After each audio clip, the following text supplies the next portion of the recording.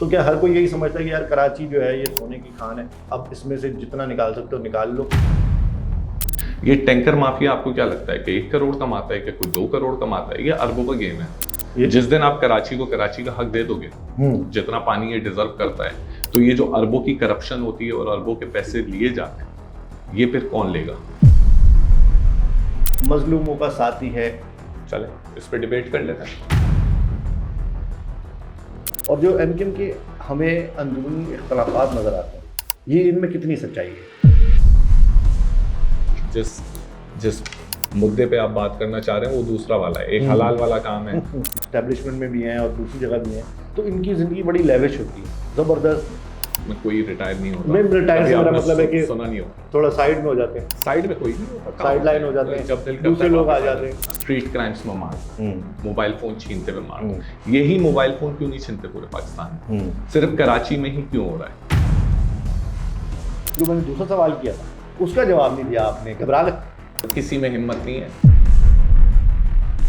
तो ऐसा होगा कि एक आवाज आएगी और कराची बंद हो जाएगा, ऐसा कभी होगा?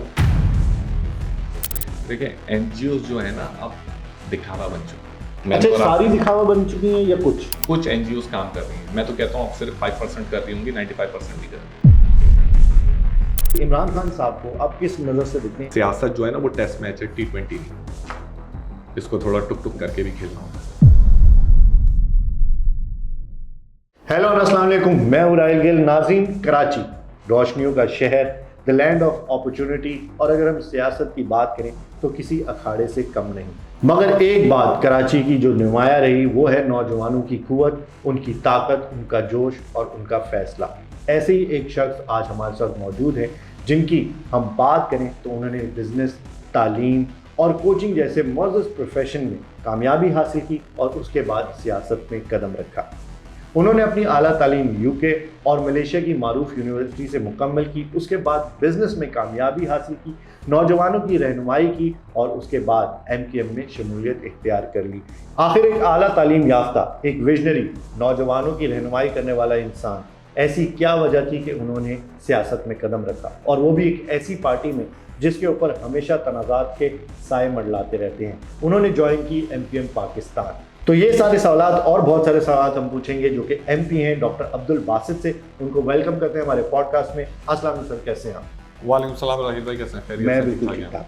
अच्छा, पॉडकास्ट शुरू करने से पहले सबसे पहले तो मैं एक चीज़ आपसे करवाना चाहता हूँ और देखना चाहता हूँ कि आप उसको कैसे, एक फिलिंग द ब्लैंक्स है, उसको कैसे पूरा करते हैं। एक नारा है जो हम बचपन से सुनते आ रहे हैं और उस नारे को हमने, मतलब आप ये कह लें कि नींद में भी कोई पूछेगा तो शायद उस नारे का जवाब देगा। वो नारा है मजलूमों का साथी है डैश। इसको आप पूरा करें। मजलूमों का साथी है कराची के रिहायशी, कराची की पार्टी एमकेएम पाकिस्तान। ज़बरदस्त। अच्छा, अब एक बुनियादी मेरा सवाल है आपसे, सबसे पहला, एमकेएम पाकिस्तान और एमकेएम लंदन, इसमें एक जो डिफरेंस है वो क्या है? बेसिक डिफरेंस क्या है? बेसिक डिफरेंस तो देखें, आपको पता होगा कि जो मुश्किल दौर से हमारी पार्टी गुजरी, हमने एक मुश्किल फैसला करा, वो पाकिस्तान के लिए ही करा, क्योंकि पाकिस्तान के साथ ही खड़े हैं। इसमें कोई शक नहीं होना चाहिए।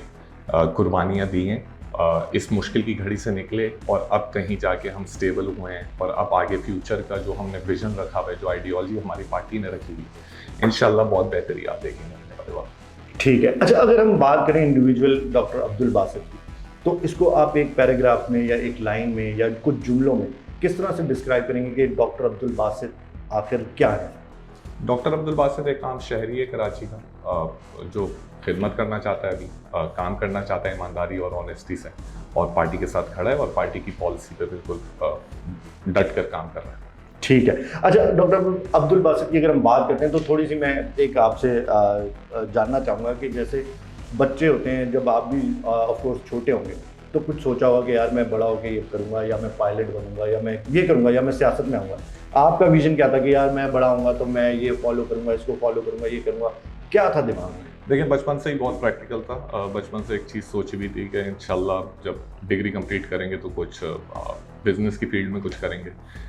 लेकिन पढ़ने के लिए मैं मलेशिया चले गया था, डिग्री कंप्लीट करी, फिर मास्टर्स कंप्लीट करा, फिर पीएचडी में चले गए, उसके साथ फिर जॉब करी। तकरीबन 7 साल मैंने यूनिवर्सिटी में एज अ लेक्चरर पढ़ाया, और उसके बाद पेरेंट्स के लिए, अपने शहर के लिए वापस आए और फिर एक डिफरेंट फील्ड मिली, एक अपॉर्चुनिटी मिली, तो उसमें फिर हमने सर्व करना शुरू करा है। अल्लाह पाक बेहतर करेगा। अच्छा, एक बंदे का फैसला होता है ना कि यार मैं जो हूँ अब पार्टी ज्वाइन करने वाला, तो ऐसा क्या थॉट आया कि भाई नहीं, मैंने जाना है ऐसी पार्टी के अंदर जिसके अंदर पहले अगर हम देखें तो तनाज़ात जो हैं बड़े उसके साए मंडलाते रहते हैं, बड़ी सुर्खियों में भी रहती है, तो ये क्या वजह है कि इसको कुछ बेहतर करने के लिए आए हैं या उसी के रंग में ढलने वाले हैं? देखें, जो रंग आप ढलने की बात कर रहे हैं वो मुझे नहीं पता कौन सा वाला रंग है। जिस पार्टी को मैं जानता हूँ, जिस एमकेएम पाकिस्तान से मेरा ताल्लुक है और जिसमें मैं बैठा हुआ हूँ, पूरी श्योरिटी के साथ कहता हूँ इनका जो आइडियोलॉजी और जो विजन है वो क्लियर है।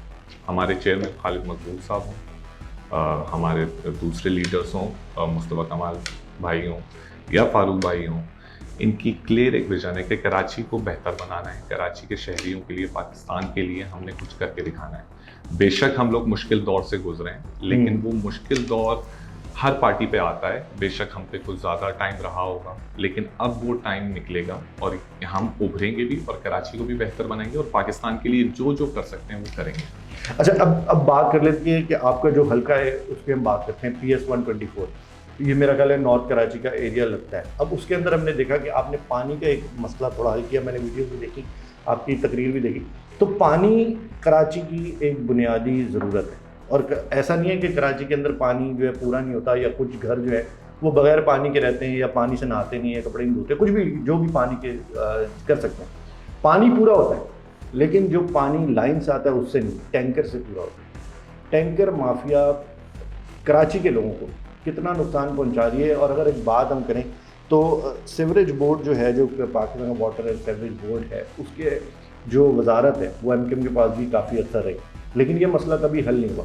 इसकी क्या वजूहत है? देखें, कराची को जो सिंध की जो जो जो जितना पानी सिंध को मिलता है उसका कराची को कितना हिस्सा मिलता है आपको ये देखना होगा। पॉपुलेशन जो कराची की टोटल सिंध से अगर हम कंपेयर करें, मेरे ख्याल से 37% है, लेकिन कराची को सिंध का सिर्फ 1% मिलता है पानी। सिर्फ 1%? 1% पानी पे आप चल रहे हो। पहली ये प्रॉब्लम है।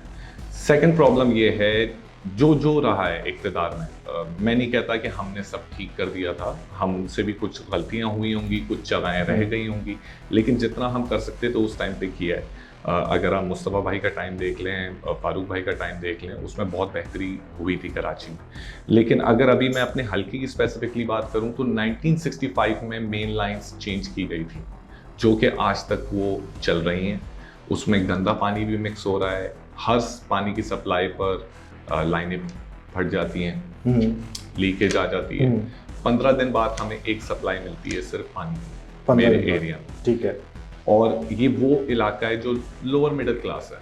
अब अगर मैं 25,000 रुपये कमा रहा हूँ और टैंकर को ही 15,000 रुपये महीना मैंने देने हैं, तो मैं गुजारा कैसे करूँगा? तो इस चीज़ को देखते हुए जो मेरी तरफ से जो कंट्रीब्यूशन हो सकती थी वो तो मैंने करी है। तकरीबन अगर मैं बिल्कुल आपको श्योरिटी के साथ नंबर्स बताऊँ तो तकरीबन 3,000 से ज़्यादा घरानों को हमने पानी पहुंचाया, जिनको पानी नहीं पहुंच रहा था। कहीं 15 साल से नहीं पहुंच रहा था, कहीं 20 साल से नहीं पहुंच रहा था, कहीं 3 साल 4 साल 5 साल वाले केसेस भी थे। तो इन चीज़ों को बेहतर करने के लिए देखें, आपको इंफ्रास्ट्रक्चर बेहतर करना होगा, पानी का जो मेन लाइन्स हैं इनको चेंज करना होगा। आपके पंपिंग स्टेशन 1965 की मशीनरी आज तक चल रही है वहाँ पे, तो इन मोटरों को बदलना होगा, चीज़ें बेहतर करनी होगी और पानी की डिस्ट्रीब्यूशन बेहतर करनी होगी। जो 1% अभी हमें सिंध से मिल रहा है उसको भी बढ़ाना होगा। वो जब बढ़ेगा तो ऑटोमेटिकली कराची की प्रॉब्लम सॉल्व होगी, लेकिन ये प्रॉब्लम सॉल्व होने देगा नहीं कोई। उसकी रीज़न वही है, जैसे आपने कहा कि टैंकर माफिया। ये टैंकर माफिया आपको क्या लगता है कि 1 करोड़ कमाता है कि कोई 2 करोड़ कमाता है? ये अरबों का गेम है। जिस दिन आप कराची को कराची का हक दे दोगे, जितना पानी ये डिजर्व करता है, तो ये जो अरबों की करप्शन होती है और अरबों के पैसे लिए जाते हैं, ये फिर कौन लेगा? ये बात आपने सही की, लेकिन अब देखें कराची, अगर अब पाकिस्तान के हवाले से देखा जाए, कराची आपको 70% रेवेन्यू जनरेट करके देता है, तो क्या हर कोई यही समझता है कि यार कराची जो है ये सोने की खान है, अब इसमें से जितना निकाल सकते हो निकाल लो, यहाँ के लोग तो सर्वाइव कर ही जाएंगे, कॉकरोच के जैसे हैं, जैसे कॉकरोच जो है वो मरता नहीं, ये लोग भी मरेंगे नहीं, ये सर्वाइव कर ही लेंगे, तो इनसे जितना हम खींच सकते हैं खींच लें, ऐसा ही है। ये सोच जो है हमारी ना कि कराची वाले सर्वाइव कर ही जाएंगे, इसी वजह से हम इस नहज तक पहुंचे ना। बड़ा दिल रखना चाहिए, हर किसी को रखना चाहिए, कराची के शहरियों को रखना चाहिए, लेकिन इतना भी नहीं कि जुल्म इतना बढ़ जाए। आपको टैक्स मशीन बना दिया है, कराची टैक्स मशीन है एक तरीके से पूरे पाकिस्तान के लिए, सिंध के लिए भी। लेकिन आप देख क्या रहे हो, कराची के रिहायशियों को 3 ऑप्शन मिले। पहला ऑप्शन इन्होंने दिया है कि यार इनको मारा कैसे जाए, प्यासा मारो। प्यास से नहीं मरे, टैंकर से खरीदना शुरू हो गए गैरतमंद की तरह। फिर इन्हें दूसरा ऑप्शन दिया कि यार ये प्यास से नहीं मर रहा, टैंकर से खरीद लेता है, रिश्वतें चल रही हैं माफिया के साथ, माफिया ऊपर जा रहा है, कोई बात नहीं, इनको दूसरी तरीके से मारो, गटर के ढक्कन हटा दो। लेकिन कराची के रिहायशी फिर भी होशियार थे, उन्होंने डॉजिंग सीख ली। अब तीसरा ऑप्शन इन्होंने दे दिया है, अच्छा यार ये दूसरी चीज से भी नहीं मरते तो तीसरी चीज दे दो, स्ट्रीट क्राइम्स में मार दो, मोबाइल फोन छीनते हुए मार दो। यही मोबाइल फोन क्यों नहीं छीनते पूरे पाकिस्तान में, सिर्फ कराची में ही क्यों हो रहा है? तो इसको तो सोचना चाहिए ना, ये माफिया कहाँ की बैठी हुई है, कैसे बैठी हुई। लेकिन अब ये जितनी आपने 3 चीज़ें बताई, इसमें पानी आ गया, स्ट्रीट क्राइम आ गया, आपके लिए इंफ्रास्ट्रक्चर का मसला आ गया। तो इंफ्रास्ट्रक्चर तो कराची का हमेशा से ऐसे ही है, मतलब इसको किस तरह से बेहतर करेंगे, क्या करना पड़ेगा कि कराची का इंफ्रास्ट्रक्चर थोड़ा सा बेहतर हो जाए? मैं एग्री नहीं करता। जो बंदा 15 साल पहले कराची में रहता था और अभी बाहर मुल्क किया हुआ है, उसको अभी आप बुला लें और उससे पूछें कि कराची क्या ऐसा ही था या नहीं था। 2008, 7, 9 आप भी यहीं थे, मैं भी यहीं था। क्या सड़कें इतनी टूटी भी थी? नहीं, इतनी टूटी। क्या पानी का इतना इशू था? पानी का इतना, मतलब अब इलाके पे डिपेंड करता है ना। अब लेट सपोज अगर हम बात कर लें किसी पोश इलाके की, कराची की बात करें, तो वहाँ पे अरबों रुपए के घर है, करोड़ों, 100, 20 करोड़, 25 करोड़ का घर है, वो भी छोटा था, और वहाँ पर भी पानी नहीं आता, वो भी खरीद सिर्फ आप एक स्पेसिफिक एरिया डीएचए की बात कर रहे हैं। हाँ जी बिल्कुल, तो उसका नाम ले लेते हैं, डीएचए की बात करें। डीएचए में स्टार्टिंग से पानी नहीं है। मैं आपको दूसरी साइड की कराची की बात कर रहा हूँ। डीएचए वाले अफोर्ड कर सकते हैं टैंकर, ठीक है भाई, वो करोड़ रुपए भी कमाता है, 20 लाख भी कमाता है। मैं बात कर रहा हूँ न्यू कराची, लांडी, कोरंगी, इन लोगों की, इस आवाम की बात जो 25,000, 30,000, 35,000 कमाती है। आपने जॉब अपॉर्चुनिटीज इनको नहीं दी, आपने बिजनेस अपॉर्चुनिटीज इनको नहीं दी, और अब आप कह रहे हैं पानी खरीद के पियो। और इस इलाकों को अगर आप कंपेयर कर रहे हो डीएचए से, तो ये कोई फेयर कंपैरिजन नहीं, कंपैरिजन नहीं कर रहा मैं। कह रहा हूँ एक इलाका है जहाँ पे हमें पता है करोड़ों का घर मिलेगा, वहाँ पानी नहीं आना, अंडरस्टूड बात है कि वहाँ पानी है ही नहीं, तो वहाँ तो पानी खरीद के हमने ले लिया। अब एक इलाके जैसे आपने बात की कुरंगी, लांडी, न्यू कराची, नाज़िमाबाद, कहीं भी, यहाँ पर पानी पहले आता था, पानी आना बंद हो गया, ठीक है, ऐसे ही है, पानी आना बंद नहीं हुआ। अब फिर इस पर भी फिर हमें देखना होगा। आपने वर्टिकल बिल्डिंग्स बनवाई, ठीक है, आपको पता है कराची जो सिर्फ कराची में 1 लाख बिल्डिंग्स बनी है एक तरीके से, या 1 लाख कंस्ट्रक्शन हुई है, इसमें से सिर्फ 15,000 की अप्रूवल थी, 85,000 की अप्रूवल नहीं है, ये डॉक्यूमेंट।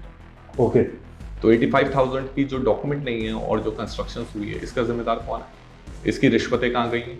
आपको नाम नहीं पता कि एसबीसीए में कौन कौन रिश्वत लेता है? एसबीसीए का कौन सा अफसर सेंट्रल में बैठा हुआ है, कौन सा अफसर ईस्ट में बैठा हुआ है? आपको भी पता है, मुझे भी पता है, बोलते नहीं है। अच्छा, अभी यही बात आपने की ना, मेरे दिमाग में एक बड़ा केस आ गया। एक शार फैसल पे बड़ी मशहूर बिल्डिंग थी, जिसको कोर्ट ने उसका ऑर्डर दिया तो उसको गिरा दिया जाए, वो गिर गई। तो तब क्यों नहीं हुआ ऐसा कि भाई वो बिल्डिंग बचा ली जाती और रिश्वत दी जाती? मेरा एक सवाल है आपसे, ऐसे ही पूछ रहा हूँ जनरली, कि ऐसा क्यों नहीं हुआ कि वो उस बिल्डिंग को भी रोका जा सकता था? आपने उसका खुद से जवाब दे दिया कि कोर्ट इन्वॉल्व था उसमें। यही वजह है, यही वजह है। जहाँ ठीक लोग इन्वॉल्व होंगे और कुछ गलत गिरना होगा तो वो गिर जाएगा। लेकिन अगर आप लियाकताबाद जाएं, 8-8 मंजिल बनी हुई है 80-80 फीट की जमीन पर, मौत का कुआं बना हुआ है, पिलर भी नहीं होते। आप जाए नॉर्थ नाज़िमाबाद में, पोर्शन माफिया क्या कर रहा है? पोर्शन बना के बेचा जा रहा है। तो क्यों कोई नहीं रोक रहा? मुझे भी पता है, आपको भी पता है, इन अफसरान जो करप्ट बैठे हुए हैं, हमने रोकना नहीं। देखें, इस पे सिंपल कर लेता हूँ। एक जमाने में ना सीएसएस बंदा करता था, कराची का हो, सिंध का हो, पाकिस्तान में बच्चे करते थे, और फिर सिंध कमीशन का टेस्ट देते थे, सरकारी नौकरी हो या खिदमत करूंगा पाकिस्तान की। सॉरी, ये अब कॉन्सेप्ट नहीं रहा। एक ज़माने में सरकारी मुलाजिम कहलाता था पब्लिक सर्वेंट। बिल्कुल ठीक है। आज के ज़माने में ये सरकारी मुलाजिम जो हैं, इसकी अवाम गुलाम है। सही है, अवाम गुलाम हो चुकी है इनकी। ठीक है। ये अपनी एक एक सोच को अलग तरीके से लेकर चल रहे हैं सोसाइटी में। रिसेंट वाकया आपका कि एक्स कमिश्नर आपके कोयटा के, उनकी बेटी ने भी एयर होस्टेस के मारा है। क्यों मारा? वीडियो भी वायरल होगी। आप क्यों नहीं मारते? मैं क्यों नहीं मारता? हम क्यों अवाम पे हाथ नहीं उठाते? उसकी रीज़न यही है ना कि उसके अब्बा ने उसको बताया बेटा ये गुलाम है, इसको रगड़ो, कोई मसले की बात नहीं है, मैं संभाल लूँगा। तो ये हमारी ये कराची की जो आवाम है, इसका माइंडसेट बन चुका है कि हम गुलाम हैं। कराची की आवाम का माइंडसेट नहीं बन चुका। नहीं, तो फिर कोई तजाज भी तो नहीं करता। अब एक, सॉरी आपकी बात काटी मैंने, एक अभी और वीडियो बीच में वायरल हुई थी कि एक लड़का जो है वो प्रोटोकॉल हो रहा था कोई अंडरपास के बीच में, वो एग्जैक्टली मुझे याद नहीं आ रहा, बट उसने जाके उनको रिटेलिएट किया और उसने उसको बट भी मार दिया शायद गन का। बाद में बड़ी उसकी वीडियोस आ गई। वो लाहौर का वाकया है, वो कराची का वाकया नहीं है। कराची में भी यही प्रोटोकॉल, यही वीआईपी कल्चर है। सॉरी लेकिन मैं मतलब खुद अगर मुझसे पर्सनली पूछा जाए तो कि मैं इसके भी खिलाफ हूँ कि जो आपकी गाड़ी के आगे फलाना साहब के बैनर लग दिए जाते हैं। Even me as a MPA भी बोलता हूँ कि भाई आप अपना एमपीए का टैग भी वहाँ नहीं लगाओ। लोगों को क्यों बता रहे हो? आप क्या कॉन्फिडेंट नहीं हो कि आप एमपीए हो या एमएनए हो या सेनेटर हो? आप कॉन्फिडेंट हो ना, अपनी पर्सनल गाड़ियों पे ना ये टैग नहीं लगा के। ये टैग ही वीआईपी कल्चर बनवाता है। फिर आप खौफ ही फैला रहे हो ना आगे वाले को, आगे गाड़ी वाले को आप बताना चाह रहे हो कि वो भाई मैं एमपीए हूँ, साइड पकड़। हाँ भाई, वो पीछे एक डाला होता है, वो ऐसे कर होता है, हट जाओ। तो इस कल्चर से निकालेगा क्यों? कब निकलेंगे? वही तो मैं कह रहा हूँ, हमारा माइंडसेट कराची के लोगों का माइंडसेट हो गया है, या उन्होंने कहा भाई जैसे चल रही है जिंदगी चलने दो। कराची के लोग देखें, अभी भी जिस मुश्किलात से इनको आपने गुजार दिया है ना, ये अभी भी जिस तरीके से जी रहे हैं, खुश हैं, ये इन पर सलाम। ये तो सोचना उनको चाहिए जो इनको सर्व करने आए। पॉलिटिकल पार्टीज को भी सोचना चाहिए, सरकारी मुलाजिमीन को भी सोचना चाहिए। ये टैक्स मशीनरी नहीं है सिर्फ, इसको आपने वापस भी देना है, कुछ चीज़ें बेहतर करनी है। आपके अभी के करंट के मेयर हैं, नो डाउट एक्टिव हैं, लेकिन इन्हें ऑन ग्राउंड मेरे ख्याल से अच्छी टीम नहीं मिली। हालांकि मेरी पार्टी से नहीं है, मेरे इख्तिलाफात हैं, लेकिन मैं बोलूँगा एक्टिव है। एक्टिव होने से मुश्किलात हल नहीं होंगी। इन्हें न्यू कराची की गलियों का इशू नहीं पता। जो टाउन चेयरमैन बैठे हुए हैं, यूसी चेयरमैन बैठे हुए हैं, जिनको पता है वो काम नहीं कर रहे। ठीक है। एमक्यूएम पाकिस्तान तो अभी है नहीं बल्दियात। अगर बल्दियात में होती तो मैं कहता हूँ मेरी एमपीए की जो जर्नी थी अभी 1 साल में, जो मुश्किलात मैंने देखी और जिस मुश्किलात से मैंने काम करा है, मैं 10 गुना ज्यादा काम कर सकता था अगर हमारे ही लोग बैठे हुए होते आज। सही। तो इन चीजों को चेंज करने के लिए आपको एक चीज करनी पड़ेगी, वो है नियत। करप्शन का हम सबको पता है, ये छोटी बात कर लेते हैं। ट्रैफिक पुलिस वाले को रोड पे रिश्वत देना रिश्वत कहलाती है, पैसे देना। बिल्कुल। वही चीज आप लाइसेंस ऑफिस जाते हो जल्दी में लाइसेंस बनवाने, वो रिश्वत नहीं कहलाती। वो एजेंट को पैसे देते। तो ये मैंने और आपने डेफिनेशन खुद बना दी। खुद डेफिनेशन भाई वो भी रिश्वत है, ये भी रिश्वत है, ये भी हराम है, वो भी हराम। लेकिन ये कराची की आवाम ने या लोगों ने आसान तरीका ढूंढ लिया, फिर जाएंगे टेस्ट देना पड़ेगा, ये करना पड़ेगा, चलो यार थोड़े से पैसे लगेंगे, पैसे दे दो, ड्राइविंग लाइसेंस बन जाएगा। तो उन्होंने अपना खुद माइंडसेट बना लिया कि ऐसे करेंगे तो हो जाएगा काम। नहीं, अब फिर एग्री नहीं करूंगा। अब उसकी वजह है डिफेंस का, डीएचए का, एक अमीर बाप का बच्चा जब जाता है यही टेस्ट देने, तो वो प्रोटोकॉल में जाता है। ठीक है। तो न्यू कराची का जब बच्चा वही टेस्ट देने बैठा होता है, वो देखता है यार ये एक अमीर बाप की औलाद तो आया हुआ है प्रोटोकॉल में टेस्ट देने, मुझे यार 6 घंटा धूप में ख्वार करा रहे हैं यार, मैं भी दे देता हूँ 5000 जल्दी काम निपटाता हूँ, जान छुड़ाता हूँ। तो सरकारी मुलाजिम मुश्किल करता है ना काम उसके लिए। सरकारी मुलाजिम आज कर दे ईज, सारी चीजें इनलाइन कर दे, प्रोसेस के थ्रू कर दे, ये रिश्वत देगा क्यों कोई? सही बात। हम रोड पे खड़े होके रिश्वत देते हैं, अपनी ईज के लिए दे रहे हैं ना, क्यों दे रहे हैं? इसमें कहीं ना कहीं देखें पॉलिटिशियन का भी रोल है, सरकारी मुलाजिम का भी रोल है और आवाम का भी रोल है। आप एक जगह रिश्वत देते हो, आपका दिल नहीं दुखता क्योंकि आपकी मर्जी से आप देते हो, तो वो रिश्वत जायज है। लेकिन एक रिश्वत जो आपसे जबरदस्ती ले लेता है सरकारी मुलाजिम फिरौन बनकर, वो नाजायज है। भाई ये भी नाजायज है जो फिरौन बनकर ले रहा है, और जो आप अपनी मर्जी से दे रहे हो ये भी नाजायज है। इनसे तो निकलो पहले। ठीक, लेकिन मैं वही वाली बात है, मैं ये कह रहा हूँ कि लोगों ने अपनी आसानी ढूंढी है। अब आपने बात की कि भाई नॉर्थ कराची के अंदर या लियाकताबाद में या इन इलाकों में 80 गज पे जो है ये इतनी बिल्डिंगें बन गई हैं और ये इतनी बड़ी बड़ी बिल्डिंगें बन गई हैं, तो यहाँ पर NGOs और दूसरी जो वेलफेयर काम करने वाली जो जमातें हैं या इदारे हैं, उनका कितना रोल आता है? क्योंकि जब मैंने आपकी एक वीडियो देखी तो उसके अंदर आपने कुछ इदारों से डॉक्यूमेंटेशन भी मांगी कि भाई आप मुझे बताएं कि क्या हुआ as a standing committee chairman, या कहा कि आप मांग सकते हैं। तो इसके अंदर ये वाली जो NGOs हैं या इदारे हैं, ये कितना अपना काम करते हैं कि भाई एक जगह जाकर देखें, अगर कुछ है गलत तो उनको इस्लाही कर दें उनकी, उनको यही बता दें कि ये गलत कर रहे हो, आप इसको सही कर दें। ये एनजीओस का रोल नहीं है। पहले तो ये बात क्लियर कर लेते हैं, बिल्डिंग बनाने में या नहीं, बिल्डिंग बनाने में नहीं, उसको रोकने में भी इनका कोई रोल नहीं होना चाहिए, क्योंकि इनका काम नहीं है। एनजीओ का काम होता है खिदमत करना। अब आ जाएं आप सोशल या वेलफेयर के काम की हम बात कर लें, ये सिर्फ हमने सजावट के लिए रखा है। आपने सच्ची में प्रॉब्लम सॉल्व करनी है सिंध में, चले मैं और आप एक नॉर्मल एक प्रॉब्लम लेते हैं, एक बेसिक मेजर इशू लेते हैं कराची का या सिंध का। एजुकेशन इशू है, एजुकेशन बहुत बड़ा 40 लाख बच्चे आपके स्कूल से बाहर हैं। बिल्कुल है। कितनी एनजीओस हैं सिंध में रजिस्टर्ड? 2000 प्लस हैं। डॉक्यूमेंटेशन इनके पास आज तक कंप्लीट नहीं है। मैं सोशल वेलफेयर का स्टैंडिंग कमेटी का चेयरमैन हूँ, मैं मांग रहा हूँ, लेकिन अभी तक मुझे मिली नहीं है, क्योंकि मेरा जो अंदाजा है कंपाइल नहीं हुई भी। लेकिन एक अंदाजन एक फिगर लेते हैं कि 2000 प्लस। भाई ये 2000 एनजीओस काम क्या कर रही हैं? ये ज़कात इकट्ठा करती हैं, बिल्कुल फंड लेती हैं, डोनेशन लेती हैं ना लोगों से। ये पैसा भी तो पाकिस्तान का ही है ना, शहरियों का ही है ना। भाई आप किसी से पैसे ले रहे हो, किस उसमें ले रहे हो? मद में कि मैं खिदमत करूंगा, आवाम की प्रॉब्लम सॉल्व करूंगा। तो हम एक इशू ले लेते हैं, एजुकेशन एज अ इशू ले लेते हैं। 40 लाख बच्चा आपका स्कूल से बाहर है, 2000 एनजीओस मैंने आपको बताई रजिस्टर्ड है। हर एनजीओ 2-2 स्कूल बनाते हैं। मसला सिंध गवर्नमेंट जमीन देते हैं, जमीन है इतनी आपके पास? जमीन बिल्कुल 41,000 एकड़ अभी कब्जा है कराची की जमीन, अभी की रिपोर्ट है। तो 41,000 एकड़, तो आप उसी को छुड़वा कर इसी पे स्कूल बनवा देना। कराची में भी बनवाएं, सिंध में भी बनवाएं। सिंध में तो लाखों में है सर, ये सिर्फ कराची की मैंने आपको फिगर दी है। तो आप अगर 2000 स्कूलों को 2000 एनजीओस को 2-2 स्कूल बनाने को बोलते हैं, कितने स्कूल हो जाते हैं? 4000 स्कूल बन गए। 4000 स्कूल बन गए। 4000 पर स्कूल, 500 की कैपेसिटी आप रख सकते हो। बिल्कुल ठीक है। कितने बच्चे हो गए? बिल्कुल काफी बच्चे हो गए, 20 लाख हो गए, सर आपको बताया था। 20 लाख हो गए। तो 40 लाख स्कूल से बाहर है, 50% आपने प्रॉब्लम सॉल्व कर दी। 50% प्रॉब्लम था। कितनी देर में लेकिन सॉल्व हुई? इसमें से 40 लाख जो बच्चे बाहर हैं वो अफोर्ड भी नहीं कर सकते ना, आप ये भी तो देखिए। एनजीओ जब स्कूल चलाएगा तो वो फीस लेगा, वो फीस नहीं लेगा, वो मैंने मान ली बात कि वो उनको फ्री एजुकेशन देगा, फ्री हर चीज़ देगा। लेकिन इनमें से जो 20 लाख बच्चे हैं वो शायद अफोर्ड नहीं कर पाएंगे। वो अगर एनजीओ कहती है कि भाई मैंने 2 स्कूल बना दिए, लेट्स सपोज 2 स्कूल बना दिए, इसमें से मैं 500 बच्चा फ्री पढ़ाऊंगा और 500 बच्चे से कुछ फीस लूंगा, लेकिन वो 500 बच्चा भी जो है ना वो अफोर्ड नहीं कर पाएगा। उस पर भी आ जाता है ना। देखें, ये तो एनजीओ का रोल बता दिया ना मैंने आपको। बिल्कुल ठीक है। ये सिर्फ एनजीओ करेगा ना। 20 लाख बच्चों का हल तो एनजीओ निकाल सकता है, टॉप की एजुकेशन दे सकता है, लोग ज़कात देते हैं, पैसे देते हैं, तुम्हें खाने के लिए तो नहीं देते। नहीं, एक भरोसा करके देते हैं कि भाई ये बंदा मेरे पैसे सही जगह यूटिलाइज करेगा। आप सोसाइटी को बेहतर बनाओ। सोसाइटी को बेहतर करने के लिए सबसे अच्छा काम क्या है? एजुकेशन है ना। एजुकेशन दे दो ना।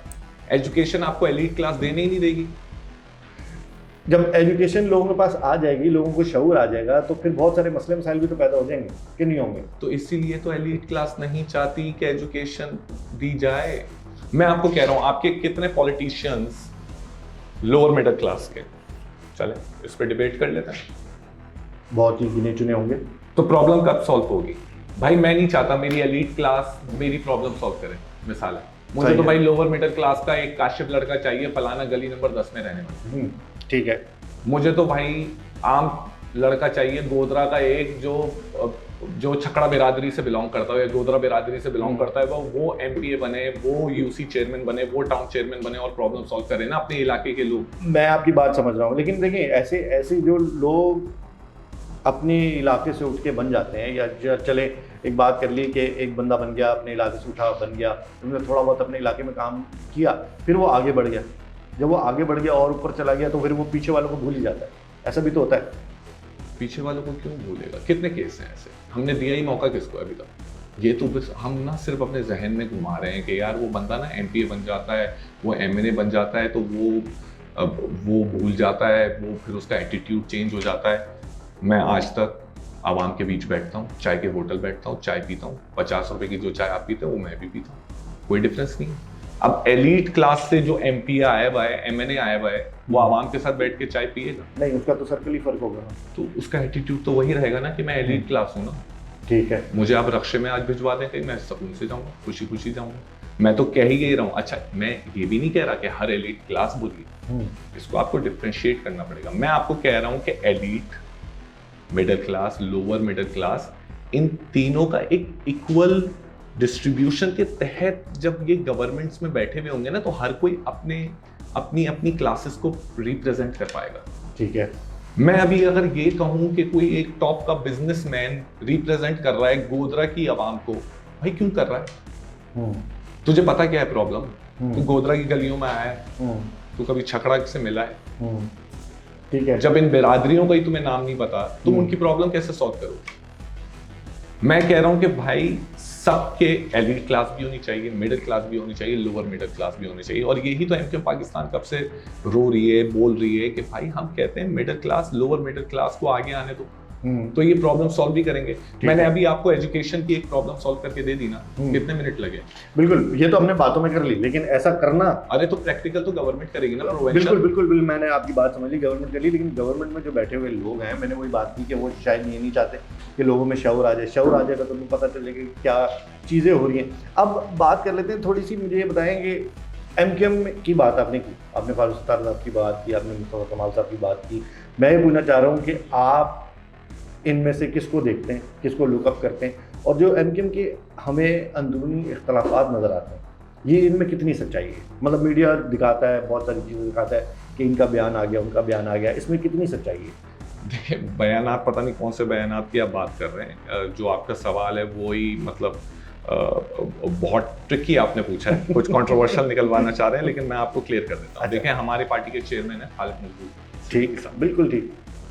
उसके बाद सीनियर लीडर्स हैं हमारे, मुस्तफा भाई, फारूक भाई, ठीक, हम सबको देखते हैं। ठीक, ऐसा किसी की हिम्मत नहीं है कि मुस्तफा भाई किसी को कॉल करें तो वो बोलें कि नहीं भाई मैं तुम्हारा काम नहीं करूंगा, या ये काम मैं नहीं करूंगा आवाम का। खालिद भाई बोलेंगे, खालिद भाई हमारे पॉलिसी मेकर, ठीक, वो पॉलिसी बनाते हैं, तो वही मुस्तफा भाई, फारूक भाई, उसी को फॉलो किया जाता है। दूसरे एमपीएस एमएनएस होगा वो फॉलो करते हैं। ये पॉलिसी भी बनती है, ये सिर्फ खालिद भाई तो नहीं बनाते ना, एक कमेटी बनी हुई है, कमेटी बनाती है, फिर वो नीचे तक जाती है। ठीक, तो इसमें हाँ, इस पे आप ये बोल सकते हैं कि भाई बासित को खालिद भाई में क्या पसंद है। मुझे खालिद भाई का किरदार और उनकी आजिज़ी बहुत पसंद है, उनके जो लफ्ज़ होते हैं वो बहुत पसंद है। मुस्तफा भाई की मुझे प्रैक्टिकल अप्रोच बहुत पसंद है, उनकी एग्रेशन मुझे बहुत पसंद है। फारूक भाई की शेर व शायरी मुझे पसंद है, उनकी पॉलिटिकल इंसाइट्स मुझे बहुत पसंद है। तो वो अगर मुझसे आप ये पूछना चाह रहे हैं भाई तुम्हें कौन पसंद है, मुझे तो सारे पसंद है। मैं किसी से कुछ पिक करता हूँ, किसी से कुछ पिक करता हूँ, और उसी से सीख रहा हूँ ना। ठीक है, बस मेरा सवाल ये था कि अंदरूनी इख्तलाफात की कितनी सच्चाई है नहीं? देखें, ये हमारी जो पार्टी है ना, ये इंडिविजुअल शख्स की नहीं है, ये एक विजन है, एक आइडियोलॉजी है। डिफरेंस ऑफ ओपिनियन जो है ना, हमारे 36 MP हैं असेंबली में, मेरी हर किसी से डिफरेंस ऑफ ओपिनियन रहता है। मतलब 36 में से 36 में से नहीं रह सकता, 15 में से तो रहेगा ना। तो डिफरेंस ऑफ ओपिनियन देने से ना आपको दिखता है कि एक डेमोक्रेटिक पार्टी है।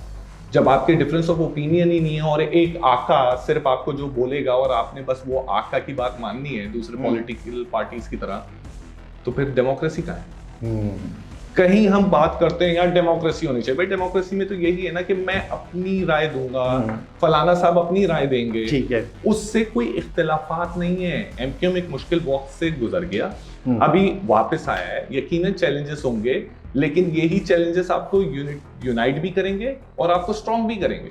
ठीक है, अच्छा, अब मैं एक ये सवाल पूछना चाह रहा हूँ आपसे कि आपने बताया कि जी हमारी आइडियोलॉजी एक है, एक तरह से हम लेके चल रहे हैं। अच्छा, गुजरे वक्त में हमने देखा था कि बहुत सारे चीज़ें भी सामने आई, नज़र आया कि, लेकिन इस वक्त जो एमक्यूएम जो है वो अपने अरूज पे नहीं है। तो आप क्या समझते हैं कि एमक्यूएम ऐसा क्या काम करेगी, या लोगों की आवाम के लिए, कराची की आवाम के लिए क्या काम करेगी, किस तरह से वोट लेगी, किस तरह से वापस अरूज में आएगी? इसकी आपने क्या सोचा हुआ, क्या प्लानिंग है? इससे बिल्कुल मैं आपसे एग्री करता हूँ कि जहां हम 1-1 लाख वोट लेते थे वो अभी नहीं, हम अब 30,000 पे जीते हैं, कहीं 35,000 पे जीते हैं। यकीनन आपकी जो पॉपुलैरिटी थी वो कहीं ना कहीं नीचे आई, लोगों का भरोसा टूटा है। अब ये इंडिविजुअल डिफरेंट इलाकों में हमें डिफरेंट तरीके से देखना होगा। कहीं शायद काम सही नहीं हुआ तो वहां वोट टूटा है, कहीं जो हमारे इख्तिलाफात बीच में आए उसकी वजह से थोड़ा वोट टूटा है, कॉन्फिडेंस कहीं ना कहीं शेक हुआ है। अब उस कॉन्फिडेंस को जो शेक हुआ है उसको ठीक कौन करेगा? आप पार्टी पे डालोगे? मैं नहीं डालूंगा, मैं इस पे डिसएग्री करता हूँ। मैं डालूंगा 36 MP हैं, 22 MNA हमारे अभी। ये इनकी जिम्मेदारी है कि 4 साल में एमक्यूएम को उसी उरूज पे लेकर जाएं। अगर बासित इलाके में बैठा हुआ अपनी लोगों से बदतमीजी करेगा, काम नहीं करके देगा इलाके का, तो एमक्यूएम कैसे उरूज पे जाएगी? बिल्कुल नहीं तो ये 36 MPs की जिम्मेदारी है ये 22 MNAs की जिम्मेदारी है। हर कोई जब अपने अपने रोल अदा करेगा, पार्टी की पॉलिसी को टो करेगा, तो एमकेएम का खुद उरूज आ जाएगा 4 साल। एमकेएम डेमोक्रेसी को कैसे देखती है? कहाँ की डेमोक्रेसी? हमारी इंटरनल पार्टी की? इंटरनल ही पूरे पाकिस्तान की डेमोक्रेसी। पाकिस्तान में देखें कि बेवकूफाना बात है, अगर हम बात करते हैं डेमोक्रेसी की, पाकिस्तान में बहुत कंट्रोल डेमोक्रेसी है। इसको जितनी जल्दी हम मान लें ना, उतना अच्छा है। इसका मतलब लोगों को चलाया जाता है, डेमोक्रेसी नहीं है। नहीं, मतलब कोई क्यों चलाएगा आपको? आप अगर अभी पॉडकास्टर हैं तो आप क्या एज अ एडिटर भी काम करेंगे? नहीं करेंगे ना। जो आपका रोल है आप वही करेंगे। लेकिन अगर आपका एडिटर सही काम नहीं करेगा तो फिर आपको इन्वॉल्व होना पड़ेगा। बिल्कुल होना पड़ेगा। इसी तरीके से जो आपको मैं कह रहा हूँ कंट्रोल डेमोक्रेसी है, उसकी मिसालें मैं दे देता हूँ। पॉलिटिकल पार्टी जो आपकी 2 बड़ी हैं, 3 बड़ी पॉलिटिकल पार्टीज हैं, उनमें विद इन खुद डेमोक्रेसी है। एक पार्टी का चेयरमैन आप कैसे बनाते हो? ऑब्वियसली वोट देकर कि भाई ये बने। पार्टी के लोग वोट देते हैं इंटरनल। अच्छा, तो ये 3 बड़ी पॉलिटिकल पार्टी में कौन सा वोट दिया जाता है? हाजिरी लगाई जाती है। पहले से बता दिया जाता है फलाना साहब चेयरमैन है, सही है, बस आओ हाजिरी लगाओ। बस किसी में हिम्मत नहीं है कुछ कह दे। किसी बड़ी पॉलिटिकल पार्टी जो 3 है, अरसे दराज से है ना, इनका क्यों काशिफ भाई गली नंबर 10 में रहने वाला वो आम शहरी क्यों नहीं है चेयरमैन आज तक? अगर डेमोक्रेसी होती तो with in the political parties खुद होती। आप सीएम हाउस अभी जाके एहतजाज कर सकते हो? नहीं कर सकता, डंडे खाओगे। जाहिर सी बात। तो डेमोक्रेसी का है। तो डेमोक्रेसी फिर किस तरह से आएगी? इसको किस तरह से पाकिस्तान में? डेमोक्रेसी को जो आपने और हम लोगों ने सोच लिया है ना, ये उससे बढ़कर होती है। हमने पता है क्या सोच लिया है? डेमोक्रेसी का मतलब है कि जो बस वोट देना होता है ना, वो डेमोक्रेसी है। नहीं, वोट देने के बाद भी एक पार्ट होता है। डेमोक्रेसी है कि भाई आपकी पूरा हक है अपनी राय सामने रखने का, अपना वोट देने का, अपनी राय बताने का, आज़ादी, इसको डेमोक्रेसी कहते हैं ना। ठीक है, तो ये है हमारे पास। मैंने जैसे आपको कहा कंट्रोल आज़ादी। देखिए डेमोक्रेसी की जो हम बात कर रहे हैं ना, डेमोक्रेसी पे अभी कौन रो रहा है? करंट सिचुएशन में कौन रो रहा है? जो गवर्नमेंट में, क्या वो रो रहे हैं डेमोक्रेसी पे? नहीं। जो ऑपोजिशन में होगा वो डेमोक्रेसी का रोना धोएगा। इससे पहले जब वो ऑपोजिशन वाले गवर्नमेंट में थे तो उनकी डेमोक्रेसी बहुत अच्छी थी। फिर ये जो अभी गवर्नमेंट में, वो बोलते थे डेमोक्रेसी चाहिए। ये सिर्फ एक देखिए पाकिस्तान में ना, जब आप पॉलिटिक्स में देखते हैं या वोट लेने पे बात करते हैं, आप परफॉर्मेंस बेस्ड वोट नहीं लेते। आपने कभी सुना है कि फलाना साहब ने बहुत अच्छा काम करा था इलाके में, इस दफा वोट उनमें मिले? ऐसे नहीं। पाकिस्तान में तो ऐसा भी होता है कि वोट देने हम नहीं भी जाते तब भी हमारा वोट डला होता है। तो यही तो अलमिया है ना, परफॉर्मेंस की बेस पे आपको मिलता है वोट ना। आपको वोट पाकिस्तान में 2 तरीके के मिलते हैं। देखें, एक नैरेटिव बनाना पड़ता है आपको, ठीक है, मजलूम बनना पड़ता है, सिंपैथी वोट आप लेते हो, ठीक है। या तो आपको दूसरा एक काम करना होता है कि यार वो मजहबी वोट ले लेते हैं, ठीक है, मजहब के नाम पे। तीसरा भी है भाई, तीसरा होता है हमारा, या तो इजरायली लॉबी बता दो आगे वाले को, या तो अमेरिका का साथ वो एजेंट बना लो, या रॉ का एजेंट बना लो। पाकिस्तान में परफॉर्मेंस की बेस पे वोट नहीं लिया जाता। तो ये लोगों को इतनी शऊर नहीं है ना, इसका मतलब ये तो शऊर के लिए तो एजुकेशन देनी पड़ेगी ना। आप एजुकेशन दे कहाँ रहे हैं? एजुकेशन नहीं देंगे ना। मैंने आपसे भी बात की थी कि अगर एजुकेशन दे दी, शऊर आ गया, तो समझ आ जाएगी कि करना क्या है। तो वही तो हम भी रो रहे हैं कि ये लोअर मिडिल क्लास जो हमारा तबका है, जो इम्पोर्टेंट तबका है, जो सबसे ज़्यादा है, मेजॉरिटी में वही लोअर मिडिल क्लास है, उसको एजुकेशन तो दे दो। आप एनजीओ के थ्रू नहीं दे रहे। एनजीओ 2000 रजिस्टर्ड है। मैं कह रहा हूँ सिर्फ सिंध की बात कर रहा हूँ, काम क्या कर रही है? एक प्रॉब्लम सॉल्विंग उनकी बताओ कि उन्होंने किसी चीज़ की प्रॉब्लम सॉल्व कर दिया। अच्छा, एनजीओ आपने बोला है कि 2000 से ऊपर है, हमें तो 4-6 के नाम पता होंगे, या चले 10 के नाम पता होंगे जो हमें नजर आती हैं। बाकी ये कहाँ है? ये बाकी भी ज़कात भी इकट्ठा करती हैं, डोनेशन भी इकट्ठा करती हैं। मेरा यही रोना है कि भाई इनकी अकाउंटेबिलिटी कौन करेगा? आपकी जो पॉलिसी है सोशल वेलफेयर की, वो कहती है कि भाई ये अकाउंटेबल हैं, इनकी ऑडिट होती है, फलाना होता है। भाई ये ऑडिट रिपोर्ट्स डाल दो ना वेबसाइट्स पे, लोग पब्लिक कर दो, पब्लिक के पैसे। ये पब्लिक होनी चाहिए, ये कोई नहीं रोक सकता, ये एनजीओ नहीं रोक सकती। जैसे लेट्स सपोज मैंने अगर डोनेशन दी है तो मैं चाहूंगा ना मुझे पता चले कि मेरी डोनेशन कहाँ खर्च हुई है। बिल्कुल, और वो पब्लिक होनी चाहिए ना। गूगल मतलब मैं आप देख सकूं, गूगल बाबा पे जब मैं सर्च करूं तो गूगल बाबा कहें कि हाँ भाई ये फलाना साहब ने एनजीओ को इतनी डोनेशन दी थी और एनजीओ ने कहाँ लगाया, वो नजर आ जाएगा सामने। तो क्यों नजर नहीं आता? ये काम वो करते हैं जो प्रॉब्लम सॉल्विंग ना हो। ये देखें, एनजीओ का ना सिर्फ प्रोजेक्ट दिखा देना, खूबसूरत सी तस्वीरें दिखा देना, ये प्रॉब्लम सॉल्व नहीं कर रही सोसाइटी में। इनका काम है प्रॉब्लम को सॉल्व करना सोसाइटी में। उसके लिए कुछ राइट डायरेक्शन होनी चाहिए और रियल काम दिखाना चाहिए। ठीक है, एजुकेशन की मैंने आपको मिसाल दे दी, यही करवा लें, आपके 20 लाख बच्चे पढ़ जाएंगे इससे। जबरदस्त। ठीक है, अच्छा अब बात हम डेमोक्रेसी की कर रहे थे, डेमोक्रेसी की मैं बात करूंगा। अब डेमोक्रेसी के अंदर हमारे जितने लोग हैं उनको ये तो समझ आ जाता है कि भाई डेमोक्रेसी है, हमारे वोट देने का हक है, ये है, लेकिन फिर भी नहीं देते। मैं नहीं जानता, ऐसे बहुत सारे पढ़े लिखे लोगों को जो वोट डालने शायद जाते होंगे। कुछ एक दौर था जो पिछला गुजरा जिसके अंदर काफ़ी वोटर निकले, उसके बाद मेरा ख्याल है नहीं निकलते। वही वाली बात है कि हम जाते नहीं, वोट डल जाता है। अब हमारी जो इस्टेब्लिशमेंट है उसका क्या रोल होता है इसके अंदर, कि भाई इस्टेब्लिशमेंट का कोई रोल है कि जो हमारी जो वोटिंग है ये साफ शफाफ हो, इलेक्शन कमीशन बिल्कुल साफ शफाफ हो, इसमें इनका कितना किरदार है? एक अजीब अलमिया है हमारा बेवकूफ़ बनाने का, माशाल्लाह से। पता नहीं, मैं आपसे सिंपल क्वेश्चन कर लेता हूँ, जो अभी गवर्नमेंट में बैठे हुए हैं, क्या वो बोल रहे हैं इस्टेब्लिशमेंट का कोई रोल है उनकी गवर्नमेंट? नहीं। पिछले वालों ने बोला है कि उनका कोई रोल है? नहीं, कोई भी नहीं बोलता। तो जो हुकूमत में आ जाता है इस्टेब्लिशमेंट का कोई रोल नहीं होता, जो ऑपोजिशन में होता है वो कहता है इस्टेब्लिशमेंट का रोल है। समझ नहीं आ रहा मुझे। अगर इस्टेब्लिशमेंट का रोल है, वो एक हकीकत है, आपको फिर मान लें यहाँ पर। अच्छा, इस्टेब्लिशमेंट का क्यों रोल है, फिर इस पर भी आ जाए। जब पॉलिटिशियन का काम क्या है, मुल्क की डायरेक्शन ठीक करना, तरक्की करना, क्या ये इस्टेब्लिशमेंट आपको रोकती है कि वो फलाना मिनिस्टर साहब तरक्की नहीं करो, एजुकेशन नहीं दो, क्या इस्टेब्लिशमेंट रोक रही है? नहीं, बिल्कुल नहीं रोक। तो तरक्की क्यों नहीं कर रहा? इस्टेब्लिशमेंट का रोल जो आप कहना चाह रहे हैं, वो वैक्यूम यही पॉलिटिशियन, हम जैसे पॉलिटिशियंस ही क्रिएट कर रहे हैं ना इनके लिए। ये वैक्यूम क्रिएट नहीं करो तो कौन मुदाखलत करेगा? बिल्कुल सही बात। कौन इसके पीछे लगेगा? आप सब ठीक कर दो ना, सिंध के 40 लाख बच्चे बाहर हैं, एजुकेशन से आप पढ़ा दो। कराची पूरे सिंध को बना दो, कराची को छोड़ो, कराची को सबसे लास्ट में बनाओ क्योंकि लोग समझेंगे ये बात कर रहा है सिर्फ कराची की, भाई पूरे सिंध को बना दो। पहले लाड़काना को बनाओ, उसके बाद ऐसे चलते हुए आओ सिंध में, पूरी सिंध बना दो, डेवलप कर दो। लेकिन ऐसा होगा नहीं ना, तो क्या होगा? तो फिर आप कह रहे हैं कि देखिए मैं इस्टेब्लिशमेंट मैं ये पूछना चाह रहा था कि इस्टेब्लिशमेंट का कितनी मुदाखलत होती है या कितनी इनका रोल डेमोक्रेसी को कायम रखने में होता है। इनका मतलब ये है कि भाई डेमोक्रेसी, हमने देखा भाई पाकिस्तान के अंदर मार्शल लॉ भी लगे, ठीक है। अब उस तब कब लगे जब क्योंकि डेमोक्रेसी आपके कंट्रोल से बाहर थी, बहुत सारी चीज़ें कंट्रोल से बाहर थी, तो फौज आ गई। लेकिन अब जो हमारी डेमोक्रेसी चल रही है इसके अंदर कितना इनकी मुदाखलत है, कितना इनका रोल? ये रोल जो आप कह रहे हैं ना, इसका कोई डेफिनेट आंसर नहीं है। देखिए, मैं आपको वो बात कह रहा हूँ कि ये पॉलिटिशियंस ही ये बात करते हैं ना कि इस्टेब्लिशमेंट का रोल है। मैं भी एज अ पॉलिटिशियन आपको यही समझा रहा हूँ कि भाई अगर रोल है वो क्यों है, क्योंकि आप एक वैक्यूम क्रिएट करते हो। आप 5 साल हुकूमत में आते हो तो आप 2 एजेंडास पे आते हो। नंबर 1, यार ये कुर्सी को कैसे बचाऊं 5 साल, उसके लिए आप गलत डिसीजंस लेते हो, ठीक है,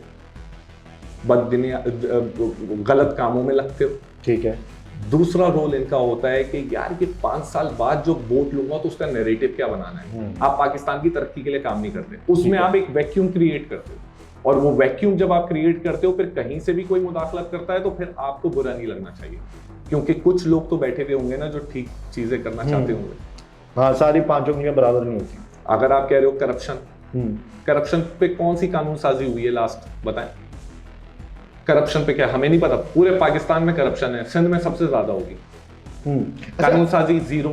अच्छा, अब आपने थोड़ी सी बात की ना कि सिंध को बना दें, अच्छा MKMB जो है बहुत पॉपुलर पार्टी रही, बहुत काम किया कराची के अंदर और थोड़े बहुत पैर जमाए हैदराबाद, लाड़काना, मतलब अगर देखा जाए तो मेजॉरिटी सिंध के अंदर, मतलब पाकिस्तान सिर्फ सिंध तो नहीं है, बलूचिस्तान है, KPK है, पंजाब है। तो पंजाब में बड़ा काम हुआ है वैसे तो, जो गवर्नमेंट ने किया या शहबाज शरीफ साहब ने किया या उनकी हुकूमत में हो या दूसरे हुकूमत में, वह काम हुआ पंजाब में। लेकिन सिंध के अंदर जब MKMB पावर में थी, लेकिन इतना काम हो नहीं पाया। मुस्तफ़ा कमाल साहब ने काफ़ी काम किया, लेकिन फिर भी पूरा सिंध में से 2-4 शहर बन नहीं पाए। तो उसकी रीज़न आउट ये आप खुद कर लेना कि पंजाब बन सकता है तो सिंध भी बन सकता है। कराची में लास्ट तरक्की कब हुई, मुस्तफ़ा भाई जब मेयर थे तब हुई लास्ट। तो जब हम सब इससे एग्री करते हैं तो यहाँ से पता चलता है कि जो प्रोविंशियल गवर्नमेंट है आपकी सिंध में, वो काम नहीं करना चाह रही। ना उन्होंने लाड़काना बनाया, ना उन्होंने कराची बनाया। मैं आपको यही समझा रहा हूँ कि अगर आप कहते हैं कि हमारे कुछ MPs थे सिंध में, सक्खर में थे, हैदराबाद में थे, दूसरी जगहों पे थे, वो उससे आप डिफाइन नहीं कर सकते कि एमक्यूएम ने क्यों काम नहीं करा, क्योंकि एमक्यूएम का रोल नहीं था उसमें, इख्तियार नहीं। ठीक है। इख्तियार भी एक चीज होती है, एक एमपीए की जो ड्यूटी होती है वो क्या होती है, कानून साजी। असेंबली जाता है, भाषण देता है, कानून बनाने की कोशिश करता है, जो बनाए नहीं जाते। ठीक है। हमारे पॉलिटिकल निजाम में कुछ भी नहीं बनाया जाता। अगर मुझसे पूछें तो मेरे से अभी अगर आप पूछें तो मैं तो चाइनीज मॉडल लाऊंगा करप्शन का, कि जो करप्शन करे उल्टा लटका दो, छोड़ो ही मत। ठीक है। चाइना का मॉडल है ना कि हाँ। भाई जब कोई अपराध करप्शन करेगा भी तो उसके खानदान के भी पैसे ले लेते हैं। हाँ, बिल्कुल ठीक है। तो डालो ना, ये वाली कानून साजी क्यों नहीं करते? फिर वो ह्यूमन राइट्स आ जाता है, फलाना राइट्स आ जाते हैं, फलाना राइट्स आ जाते हैं। अगर यही राइट्स आ रहे हैं तो करप्शन पे क्यों नहीं आ रहे ये राइट्स? जब टैंकर का पानी बेचा जाता है तो ह्यूमन राइट्स कहाँ गए? एजुकेशन नहीं जा रही तब कब कहाँ गई ये ह्यूमन राइट्स? तो मैं आपको कह रहा हूँ कि जब आप इख्तियार देंगे, वैक्यूम देंगे किसी को काम करने के लिए, वो करेगा। लेकिन ये भी मैं नहीं कहता कि एक एमपीए कुछ नहीं कर सकता, ये भी गलत है। अगर एक एमपीए असेंबली में बैठ के मीठा मीठा छुरी छुरी बोल रहा है, इसका मतलब है उसके दिल में कोई चोर है। ठीक है। वो आपके हक की बात नहीं करना चाह रहा। हाँ, अगर कराची बहुत तरक्की कर चुका होता और बासित नहीं बोल रहा कुछ, इसका मतलब है भाई कराची तो बहुत अच्छा कर रहा है, तो बासित नहीं बोलेगा।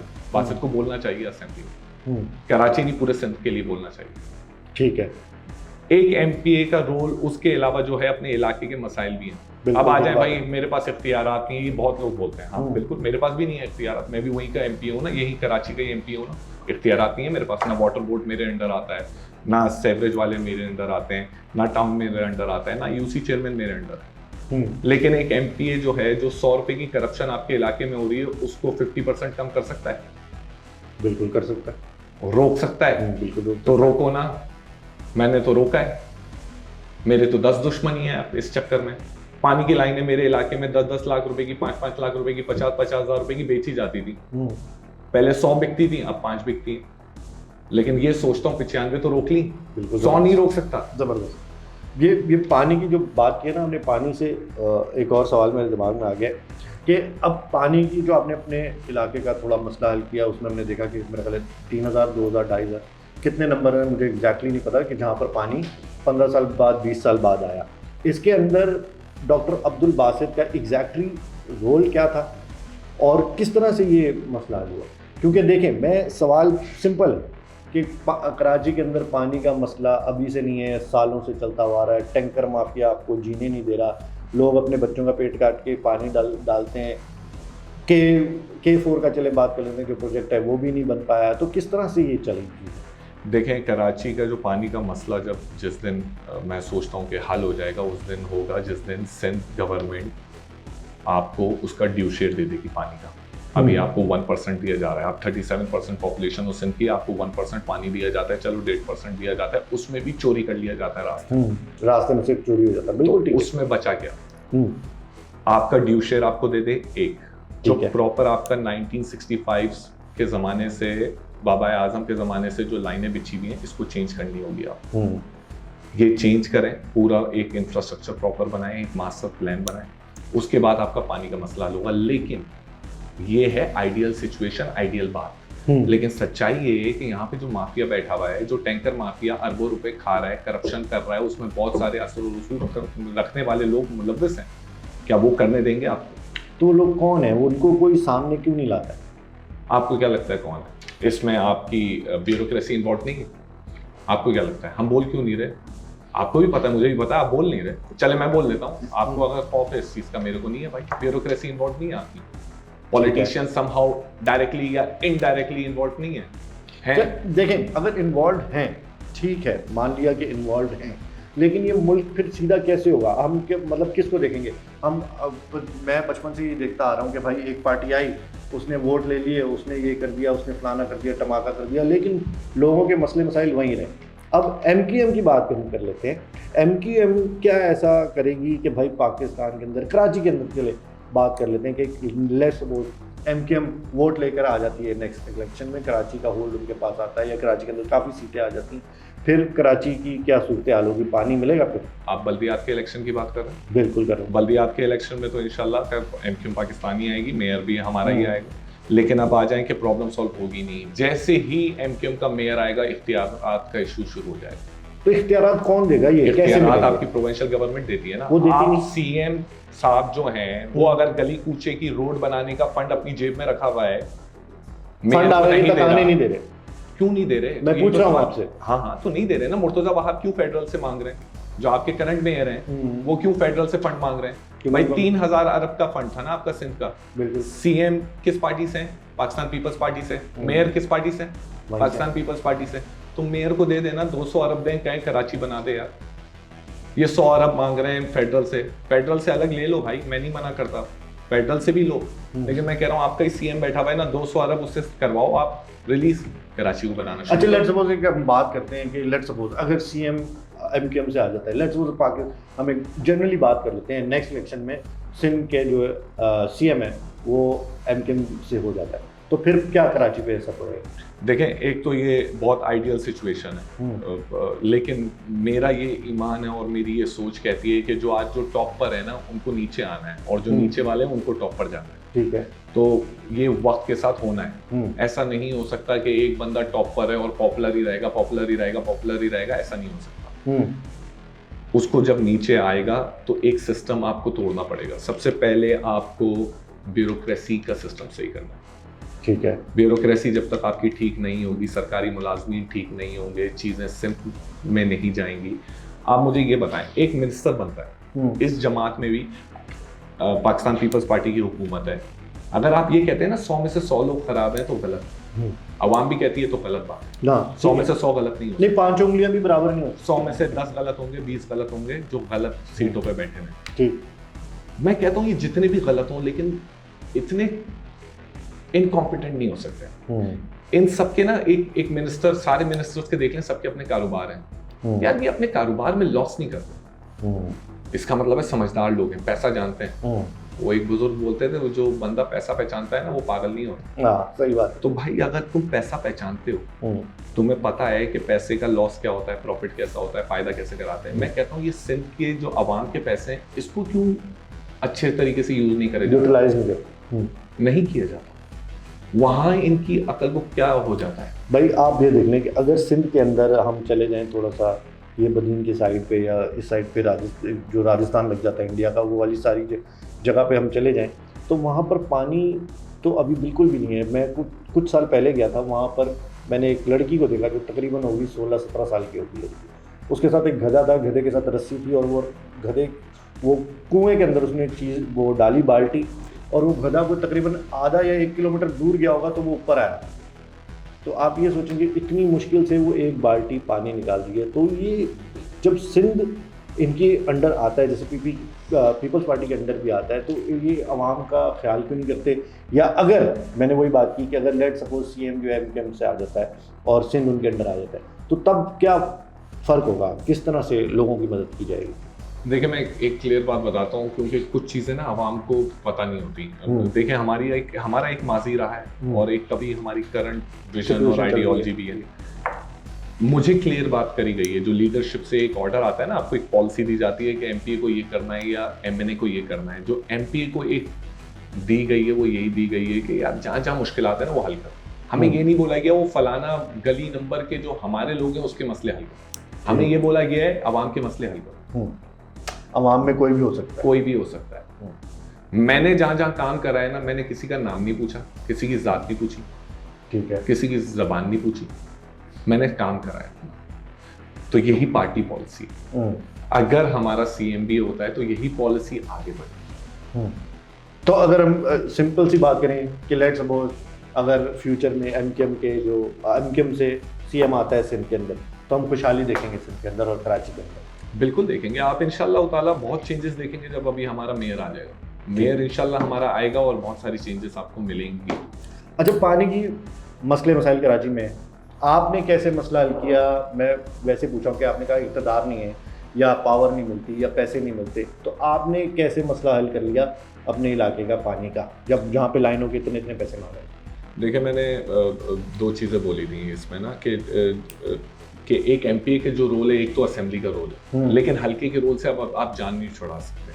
अगर आपके कॉन्स्टिट्यूंसी मतलब कोई होती डिफेंस वाली होती है, फलाना अच्छे इलाके होते तो शायद आप जान छुड़ा सकते। मेरा न्यू कराची और नॉर्थ कराची का एरिया है, लोअर मिडिल क्लास का एरिया है, वहाँ कभी गैस का इशू, कभी पानी का इशू, पानी के ऐसे ऐसे इश्यूज मैंने देखे हैं। 30-30 साल पानी नहीं आया है, 15-15 साल से पानी नहीं आया है, 25-25 साल से पानी नहीं आया है। जब हमने इन्वेस्टिगेट करा तो किसी असर रसूख वाले साहब ने फलाना जगह से रोकी हुई है लाइन, पानी अपनी जागीर समझी हुई है, फलाना साहब ने भी रोकी हुई है। उन चीज़ों को हमने बेहतर करा। अब जहाँ तक फंड की बात आ जाती है, यही वाटर बोर्ड से मेरे ख्याल से शुरू में एज ए MPA सबसे ज़्यादा मैं लड़ा था, लेकिन अभी जो वाटर बोर्ड की टीम मेरे साथ काम कर रही है उनसे ज़्यादा मोहब्बत मैं किसी से नहीं करता। इन्हीं में लोग ईमानदार भी होते हैं, सही, ये आप ही ने ढूंढने होते हैं और आप ही ने काम करवाना होता है। तो कुछ सेल्फ फंड करा है, कुछ दोस्तों ने हेल्प करी है, और पानी का हमने काम करा है, कुछ अवाम के साथ मैंने काम करा है, एक बिरादरी के साथ मैंने काम करा है कि जहाँ मेन लाइन मैंने कराई, गलियों की लाइन उन्होंने कहा कि हम खुद कराएंगे, सही, हम अपना फंड खुद करेंगे, आप सिर्फ हमारी हेल्प करो।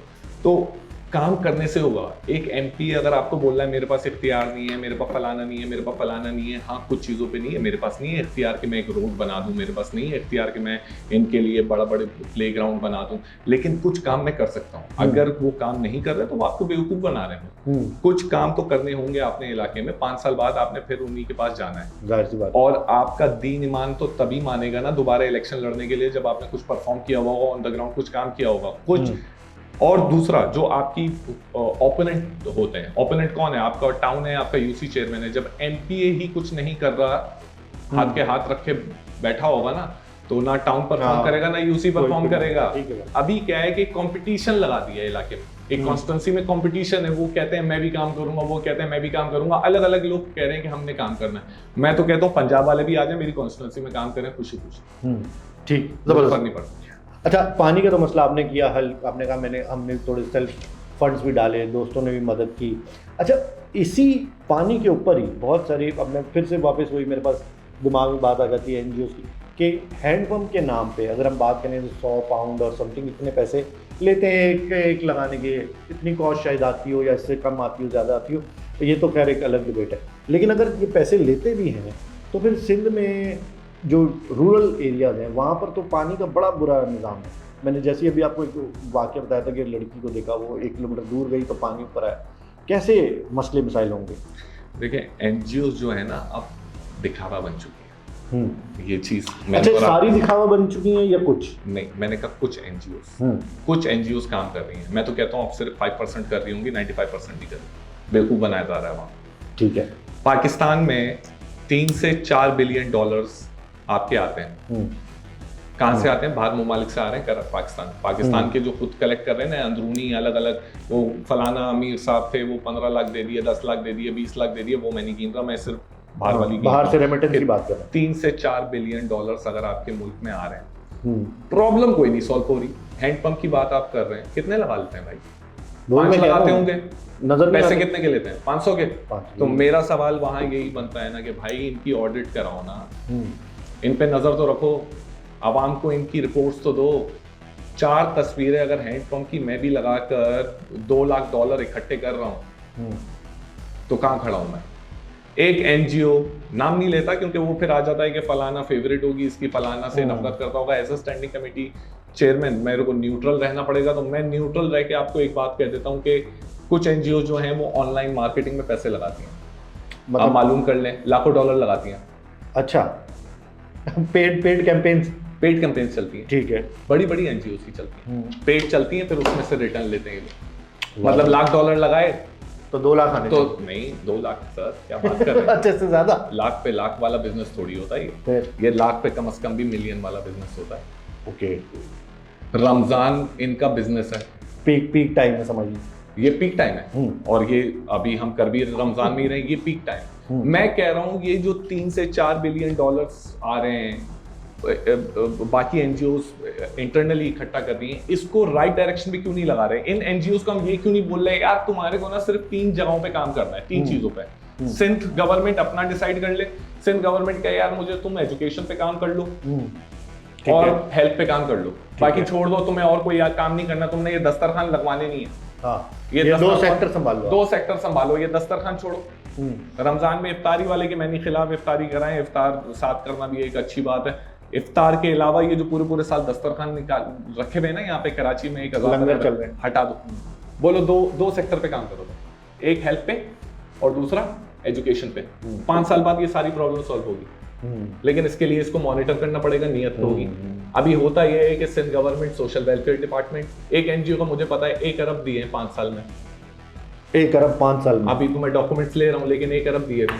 अरे मैं पूछ रहा हूँ भाई, इसका नाम ही नहीं सुना मैंने, करती क्या है? मैं वही कह रहा हूँ, जैसे आपने बोला 2-2.5 एनजीओ हैं, मैंने कहा हम 10 को जानते होंगे, चलो 12 के नाम पता होंगे, बाकी कहाँ है? भाई जो अच्छा काम करती है ना, उनके नाम मुझे और आपको पता भी नहीं है। सही बात, ठीक कह रहे हैं ये आप सर्च कर लेना। हमें उनका नाम पता है जिनकी आप वही कह रहे हैं कि कैंपेन चल जाते होंगे या थोड़ी मीडिया पे दिखा देते होंगे, सोशल मीडिया पे डाल देते होंगे, ऐसा ही है। उनका ही जो नाम रियल काम करती है ना, वो फिर इतनी प्रमोशन नहीं करती, क्योंकि वो पैसे वहां लगाते हैं। पहले तो इन एनजीओ वालों से पूछा जाए ना, जो लाख लाख डॉलर लगा रही है कैंपेन में, ये लाख लाख डॉलर आ कहां से रहे? ये जनरेट कहां से हुआ? सही बात है, कोई सवाल नहीं हो रहा। जब जिस दिन ये सवालात हो जाएंगे, आपकी प्रॉब्लम सॉल्व हो जाएंगी। एनजीओ भी एक बिजनेस बन चुका है, लेकिन मैं नहीं कहता कि सब कर रहे हैं। कुछ एनजीओ अभी भी अच्छा काम कर रही है पाकिस्तान में, और अल्हम्दुलिल्लाह उन्हें फिर प्रमोशन की जरूरत नहीं पड़ती। हाँ, उनको काम करते हैं तो वो करते हैं। अच्छा, अभी ये हम बात करें जैसे बाहर से पैसे आते हैं, अच्छा हमारी जो यूथ है इनको भी एक काम पे लगा दिया गया है। अगर मैं उसकी आम अल्फाज में बात करूं तो एक उसको नाम दे दिया गया है सॉफ्टवेयर का, सॉफ्टवेयर हाउसेज एंड, या कह लें कि ऑफशोर काम करती हैं कंपनी। तो ये हमारी आवाम को, यूथ को बेसिकली, यानी कि मैट्रिक पढ़े हुए लड़के को या इंटर किए हुए लड़के को इतनी अच्छी तनख्वाह दे देते हैं, इतनी अच्छी चीज़ें दे देते हैं, तो वो इन कामों में भी लग गई है। तो ये सही है, यूथ इससे कुछ फ़ायदा उठाएगी, हमारी पाकिस्तान तरक्की करेगा, या फिर और उल्टा जलीली होगा कि भाई पाकिस्तान में ये काम हो रहा है? देखिए, सॉफ्टवेयर हाउस में काम करना तो बहुत अच्छी बात है, इसमें तो कोई गलत बात नहीं है अगर हलाल तरीके का काम हो। अब सॉफ्टवेयर हाउस में मेरे ख्याल से जिस मुद्दे पे आप बात करना चाह रहे हैं वो दूसरा वाला है, एक हलाल वाला काम है जिसमें वो सॉफ्टवेयर नहीं, मैं कह रहा हूँ नाम दे दिया गया है सॉफ्टवेयर हाउस में काम करना। हाँ, तो उसको मैं समझाता हूँ। एक तो सॉफ्टवेयर हाउस वो हैं जो प्रॉपर काम कर रहे हैं, अपना हक हलाल की रोजी कमा रहे हैं, लेजिट काम कर रहे हैं, पाकिस्तान का नाम अच्छा कर रहे हैं, बाहर मुल्क से कारोबार ला रहे हैं आपके लिए और अच्छी सैलरीज दे रहे हैं नौजवानों को, वो बिल्कुल अच्छा है, लेकिन वो कम है। अब आ जाएं जो ज्यादा पैसों वाले हैं, जो ज्यादा आम अल्फाज में बता दूं, आम अल्फाज में उसे कहते हैं डब्बा। अच्छा, डब्बे वाला काम बिल्कुल चल रहा है। ये आपकी क्या एजेंसीज को नहीं पता कि डब्बे का काम चलता है? अच्छा, बहुत सारी हम ऐसे करें तो खबरों में काफ़ी चीज़ें हाईलाइट भी हुई, कुछ कंपनियां बंद भी हो गई, और लेकिन फिर अभी भी चल रही है। सर, अभी एक बंद हो रही है तो 10 खुल रही है। अभी रेशियो ये, एक बंद हो रही है तो 10 को खोला जा रहा है, 10 को खोला और जा रहा है। डब्बे का काम उनमें से पर है, और उनमें से 10 में से 9 ये डब्बे ही कर रहे हैं। क्योंकि हमारे यहाँ अभी सिखा दिया गया है कुछ यूथ को, या उन्हें मजबूर कर दिया गया है, उन्हें बोला गया है गोरों के पैसे डब्बे करना, चुरा लेना कोई गलत बात नहीं है, ये हलाल है। मैं यही नहीं समझ पा रहा ना, जब मैं करप्शन पे आपसे बात करता हूँ तो वही बात कर रहा हूँ ना, हमें समझ ही नहीं आ रहा कि एक जगह हम कहते हैं कि गलत है, लेकिन हमारी यूथ ही खुद इस कामों में लगा दी गई है। देखिए, मैं ये सवाल मैंने आपसे इसलिए किया इस डब्बे वाले का या इस कंपनी का, क्योंकि हमारी जो यूथ है इसी ने आगे जाके पाकिस्तान को सर्व करना है। जो यंग बच्चे हैं, अब यही बच्चे जो 20 साल का है या 18 साल का है, 19 साल का है, अगर इसको आपने एक लेविश ज़िंदगी अभी से ही दे दी है और वो पढ़ाई की तरफ भी आप बिल्कुल नहीं गया, या उसका डेमोक्रेसी की तरफ या पॉलिटिक्स की तरफ कोई ध्यान ही नहीं है, वो सिर्फ अपने उस पर लगा हुआ काम पे पैसे कमा रहे हैं, ऐशी कर रहा है, तो पाकिस्तान की डेमोक्रेसी, पाकिस्तान का यूथ, ये तो कहाँ जाएगा? तो देखिए, यूथ में अगर सिर्फ 20 लोग चोरी कर रहे हैं तो आप उसको कंक्लूड नहीं कर सकते, ऐसा जनरलाइज नहीं कर सकते कि यही यूथ है। वो यूथ के कुछ लोग हिस्सा है, 20 लोग हैं, 30 लोग हैं, 100 लोग होंगे, 400 लोग होंगे, लेकिन बाकी गैरतमंद यूथ बैठी हुई है। और मैं आपको ये बहुत मतलब श्योरिटी के साथ बोल सकता हूँ, जो पाकिस्तान की अभी की यूथ है उसे करप्शन नहीं पसंद, ना वो खुद करना चाहती है, ना दूसरों को करने देना चाहती है। अब आ जाएं कि ये इसको ठीक कैसे करेंगे, डेमोक्रेसी को फलाने को, इसी यूथ की हम बात कर रहे हैं ना। हर पार्टी पॉलिटिकल कह रही है कि यूथ को मौका दो, यूथ हमारी है, यूथ हमारी है, तो दे दो नया लड़काना से 4 यूथ को लड़वा दो इलेक्शन। काशिफ अली साहब को लड़काना की गली नंबर 10 से 2 टिकट, साधारण बंदे को ये दे दो। पंजाब से नवाज शरीफ साहब वाले दे दें टिकट सारे नौजवानों को, फ्यूडल सिस्टम वाला खत्म कर दो ना, एलीट क्लास वाली सियासत खत्म कर दो, करके तो देखो। ग्रास रूट लेवल से आप लोग उठाएं और नहीं उनको- करेंगे सर, क्योंकि जब ये यूथ आ जाएगी ना, ये गलत के नहीं सुनेगी, ये मैं आपको बता दूं। फिर इनका बड़ा भी इनको कहेगा ना कि गलत करो, ये नहीं सुनेगी। हमारी यूथ में इतने गैरतमंद लोग भी हैं, लेकिन ये जो लोग कहते हैं ना यार वो यूथ जो है ना पॉलिटिक्स से दूर है, अबे मौका कब दिया तुमने? तुम मुझे बता दो, मुझसे राब्ता कर ले हर पॉलिटिकल पार्टी आने वाले इलेक्शन में, इनको यूथ के एमपीएस के टिकट और एमएनएस के जब टिकट बांट रहे हो ना, मुझसे राब्ता कर ले, मैं इनको पूरी लिस्टें दे दूंगा यूथ की, इंटरव्यू कर लें और उसमें सेलेक्ट कर लें कौन सी यूथ को टिकट देना है, जो केपेबल हो उसको दे देना। जो तो ये नहीं बोलो कि उनको यूथ दें। दूर है, अबे भाई यूथ क्यों दूर है? तुमने देना कहाँ है यूथ को? एक आम शहरी को तुमने लाना कहाँ है पॉलिटिक्स में? तुमने तो एलीट क्लास को रखना है पॉलिटिक्स में। तो हमारी जो मसला है वो तभी हल होगा जब ग्रास रूट लेवल से लोग आएंगे, खुद अपने मुल्क को, अपने शहर को, अपने इलाके को अपना समझेंगे, उसके काम करेंगे, तो हमारे मसले हल होंगे। यूथ चाहती है काम करना, फिर ये नैरेटिव बनाया जाता है कि यूथ अगर चाहे तो कर सकती है। भाई यूथ चाहती है करना, उनको करने नहीं दिया जाता। हमारे यहाँ एक जो सबसे मेजर इशू है वो ये है कि सीनियरिटी को हम ज्यादा मायने देते हैं, सीनियरिटी को हम ज्यादा वैल्यू करते हैं। कितने साल का तजुर्बा है, ये है। तजुर्बे का मैं अचार डालूं, पाकिस्तान तबाह कर दिया है कि तजुर्बे वाला लोग चाहिए मुझे। तजुर्बे वाले ने क्या दिया आपको? वही अमेरिका, डेमोक्रेसी, आप वो अमेरिकन डेमोक्रेसी चाहिए, यूके की डेमोक्रेसी चाहिए, लेकिन वो दूसरे जो काम करते हैं वो भी तो देखो। वो एलोन मस्क ने खोला है ना डॉज, 22 साल के लड़के, 21 साल के लड़के, 24 साल के लड़के। तो पाकिस्तान का प्राइम मिनिस्टर क्यों नहीं हो सकता भाई 32 साल का, 31 साल का, 35 साल का? प्राइम मिनिस्टर छोड़ो, मिनिस्टर क्यों नहीं हो सकते 30 साल के, 31 साल के? करने वाले बनो, करने वाले बनो तो मौका दिया जाएगा तो बनेंगे, मेरा ख्याल है बनेंगे, बिल्कुल बनेंगे। अच्छा डॉक्टर साहब, एक सवाल और आपसे मेरा बनता है, और ये पूछना भी मैं इसलिए ज़रूरी समझ रहा हूँ क्योंकि आप अब आए हैं इस पार्टी के अंदर, आपने ज्वाइन किया और एमपीए बने। लेकिन इसका अगर हम माजी चले जाएं तो एमकेएम कहते हैं, और हमने देखा भी है, सुना भी है कि इस्टेब्लिशमेंट की इस एमकेएम को पावर में लेकर आए, और इसको फिर आगे जब हम और आगे आते हैं तो जो रूलिंग पार्टी होती थी, या आप कह लें कि जो इक़्तिदार में होता था, उसके साथ ये पार्टी एमकेएम मिल के उस हुकूमत में आ जाती थी। और जब वही पार्टी ऑपोजिशन में आती थी, रूलिंग पार्टी नहीं होती, तो उनके खिलाफ भी बहुत सारी बातें बोली गई। तो अब जो एमक्यूएम है उसका क्या विजन है, क्या आइडियोलॉजी है, किस तरह से काम करेगी? क्या इसी तरह से चलता रहेगा? मैंने जो रंग में रंगने वाली बात थी वो इस तरह से ही की थी कि उसी तरह चलता रहेगा काम, या अब कोई और डायरेक्शन लेके एक अच्छी तरफ जाएंगे कि पाकिस्तान के लिए काम किया जाए? देखिए, पहले तो आपके सवाल में ही जवाब है, वो मैं जवाब आपको दे देता हूँ अभी। इलेक्शन से पहले ही हमने नून लीग से अलायंस कर लिया था। ठीक है। क्या हमें पता था नून लीग जीतेगी, गवर्नमेंट बनाएगी? हमें तो नहीं पता था।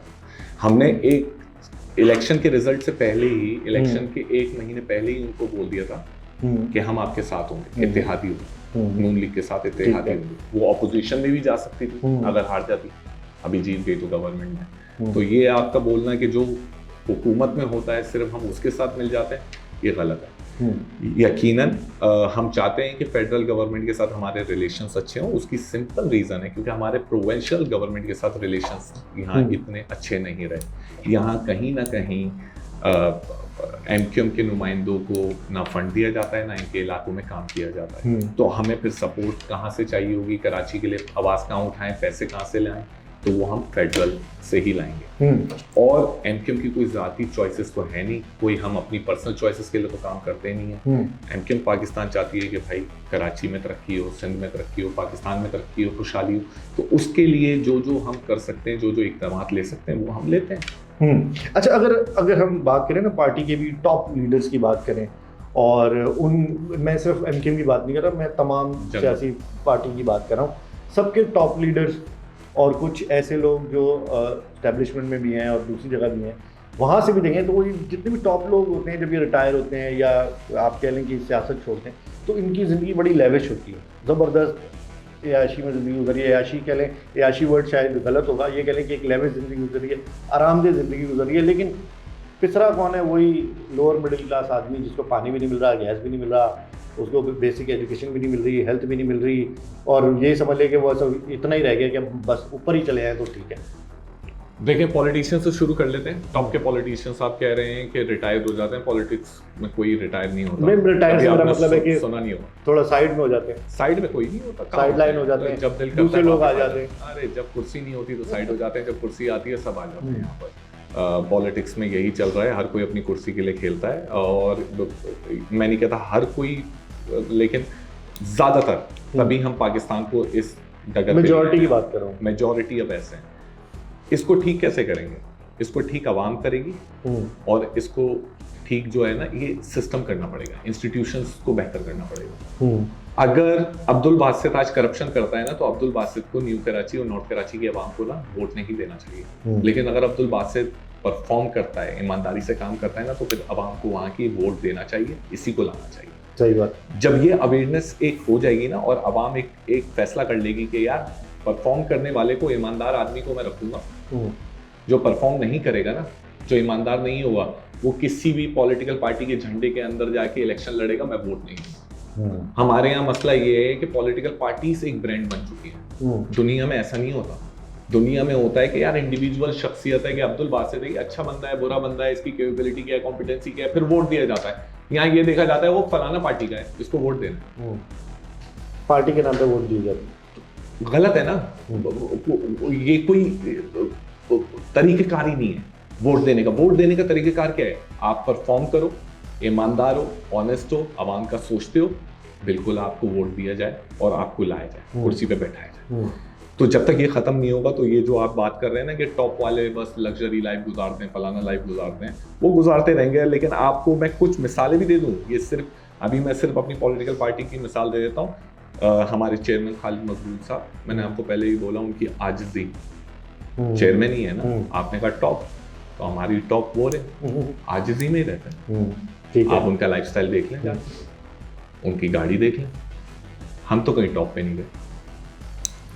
सही है आपकी मतलब। चलें, इसको मैं इस तरह से कह देता हूँ कि आपके जो पार्टी के कुछ और टॉप लीडर्स थे, वो तो आज है ना लेविश जिंदगी गुजार। क्या वो करंट हमारी पॉलिटिकल पार्टी में है? करंट टाइम के पाकिस्तान में है? पाकिस्तान में नहीं है। पाकिस्तान में हमारे अभी पॉलिटिकल सिस्टम का हिस्सा हैं? नहीं है। तो जब नहीं है तो आपको रीजन पता होना चाहिए। जो अभी की आइडियोलॉजी, अभी का जो विजन है, हम आपको वो बताएंगे ना। अच्छा चलो, मैं एक सिंपल सा सवाल आपसे पूछ लेता हूँ, आपके कायद कौन है अभी के पाकिस्तान? हमारे चेयरमैन है खालिद मकबूल साहब है। ठीक है। उनके साथ कमेटी है, वो सारे फैसले करती है, वो सबको मिलते हैं, वो सब उस पे काम करते हैं। ठीक है। अब देखें, कोई भी पॉलिटिकल पार्टी ना, ये याद रख लें, वो MQM हो, पीपल्स पार्टी हो, कोई भी जमात हो, इसमें 100% ना आपको ओके की रिपोर्ट नहीं मिलेगी। ओके की रिपोर्ट कहीं नहीं मिलनी है आपको। ये झूठ बोलेगा अगर मैं बोलूं कि यार MQM में तो सारे जन्नत में जाएंगे, झूठ है ये बिल्कुल। पीपल्स पार्टी में सारे दोज़ख में जाएंगे, ये भी झूठ है। सही बात है। अच्छा, एक बस आखिरी सवाल मैं आपसे थोड़ा सा और वो टफ वाला करने वाला हूँ, इसका जवाब आप दे दें। मुझे बताएं कि क्या ऐसा होगा कि MQM जब पावर में आएगी, या पावर में कह लें कि या होल्ड आ जाएगा, जिस तरह से था मुस्तफ़ा कमाल साहब के टाइम पे या उससे पहले, तो ऐसा होगा कि एक आवाज़ आएगी और कराची बंद हो जाएगा? ऐसा कभी होगा? कराची नहीं बंद होने वाला। अब पॉलिटिक्स बहुत बदल गई है। कोई भी ऐसा सोचता है तो बहुत गलत सोचता है। कराची की पॉलिटिक्स बहुत बदल गई है, और जो हमारा विजन है और जो आइडियोलॉजी है, वो सिर्फ काम करना है, कोई चीज़ बंद कराना नहीं है। अच्छा, आपने अपनी तो पार्टी का बता दिया कि वो आजिज़ी में रहते हैं, अपने टॉप लीडर का बता दिया, लेकिन जो मैंने दूसरा सवाल किया था उसका जवाब नहीं दिया आपने। घबरा गए?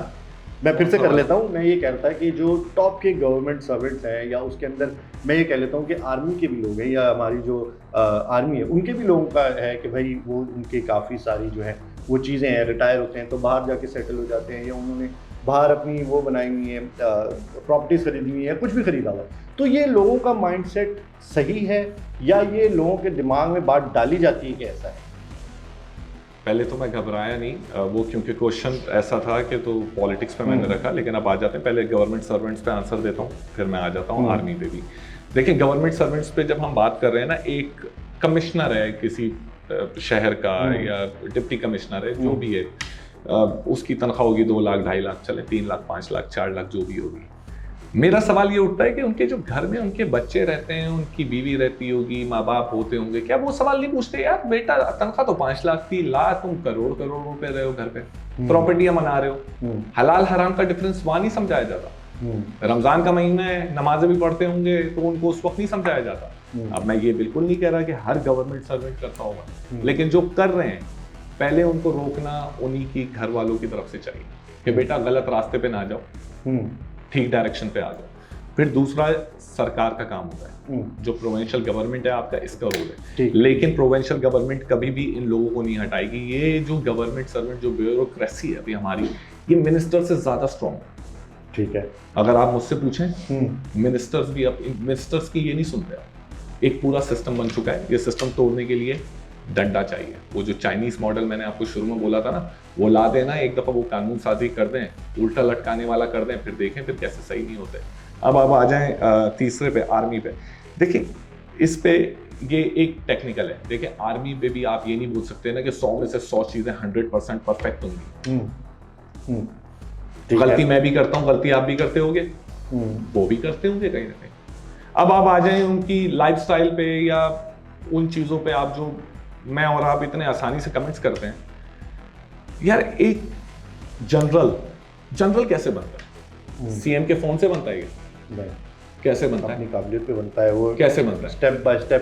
मेरिट पे बनता है। वो बेचारा कैप्टन होता है, फिर मेजर होता है, रगड़ा खाया हुआ, फिर लेफ्टिनेंट कर्नल होता है, फिर कर्नल होता है, फिर ब्रिगेडियर होता है, फिर मेजर जनरल, फिर लेफ्टिनेंट जनरल। एक जर्नी है, एक जर्नी है, बिल्कुल ठीक बात। वो रोडों पे आपके लिए इस एसी के कमरों में नहीं बैठे हुए होते हर वक्त, बहुत नीचे ग्राउंड से मेरिट पर ऊपर आते हैं। बिल्कुल ठीक बात। और मैं नहीं चाहता भाई मेरी फौज जो है वो इंडिया की फौज की तरह ना धक्के खाए। ठीक है, बिल्कुल सर्व कराए, हमारी कंट्री को सर्व कराए, अच्छा कराए, बिल्कुल अच्छी लाइफ गुजारे। अब मैं नहीं कहता कि 100 में से 100% परफेक्ट होता होगा हर कोई, लेकिन भाई जो जो काम करता है इसमें, उसकी मैं इज्जत करता हूँ एज ए इंडिविजुअल बेसिस, और मैं नहीं समझता इसमें कोई गलत है। मैं नहीं चाहता कि मेरी आर्मी रुले इंडिया की आर्मी की तरह। ठीक है, धक्के खाए, अच्छी लाइफ गुजारे, अच्छा खाए, अच्छा पिए, कोई इसमें गलत नहीं। ठीक है, मैं बस ये सवाल ये था मेरा कि क्या लोगों के दिमाग में खुद डाली जाती है बात मीडिया के थ्रू और ये सारी चीज़ें कि भाई ये ऐसा हो रहा है, पाकिस्तान के साथ ऐसा हो रहा है, ये कर रहे हैं एस्टेब्लिशमेंट, ये करिए, दिमाग में डाला जाता है। लोग इतने हैं बेवकूफ़ है कि देखें, वही मैं आपको बात कर रहा हूँ ना, यही एक गेम खेले जाते हैं ना। कोई ये नरेटिव बना रहा होगा, अच्छा ये नरेटिव जो बना रहा है ये खुद हुकूमत में था तो यही फौज अच्छी होती थी, फिर अभी खराब हो गई, कि एक नरेटिव बनाया जाता है और ये एंटी स्टेट है। एक जगह आप बोलते हो मुझे बहुत मोहब्बत है पाकिस्तान से, एक जगह आप खुद पाकिस्तान की बैंड बजाने में लगे हुए हो। जाफर एक्सप्रेस का भी हमला हुआ है बलूचिस्तान में, कहाँ खड़ा होना चाहिए मुझे और आपको? फौज के साथ खड़ा होना चाहिए, पाकिस्तान के साथ खड़ा होना चाहिए? आप क्या नैरेटिव बेच रहे हो इंटरनेट पे? फौज कह रही है 39 जवान शहीद हुए, आप कह रहे हो नहीं नहीं नहीं भाई इतने हजार हो गए। झूठ बोलने पे तो हर कोई कुछ बोल रहा है ना। मतलब फैक्ट्स पता नहीं होते और लोगों के दिमाग में दूसरी चीजें डालते हैं। फैक्ट्स भी पता होते हैं, ये जो इंटरनेट पे बैठे हुए होते हैं ना, जिसको हम नेटिजन्स कहते हैं और सोशल मीडिया इन्फ्लुएंसर्स कह रहे हैं। देखो कंट्रोवर्शियल करने के लिए, कुछ भी करने के लिए कोई भी अपना नैरेटिव चलाएगा। वो नैरेटिव जितना गंदा हो, गलीस हो, आजकल तो जितना गंदा बोलो उतना चलता है। जितना आप कंट्रोवर्सी में जाएंगे उतनी चीज वायरल हो। तो ये फौज पे बोलना, फलाना बोलना, अरे भाई तू बन तो जा मेजर, तेरी काबिलियत नहीं थी, तू नहीं बन पाया, तू बन जा, फिर उसके बाद तेरे को भी तरक्की मिलेगी, मेरिट बेस पे मिलेगी ना। फौज में ये तो नहीं है ना कि फलाना साहब ने कॉल करी थी इसको प्रमोट कर दो। ये तो है, मेरिट पे होती है चीजें। बिल्कुल ठीक है। कैपेबल होगा, आगे बढ़ेगा।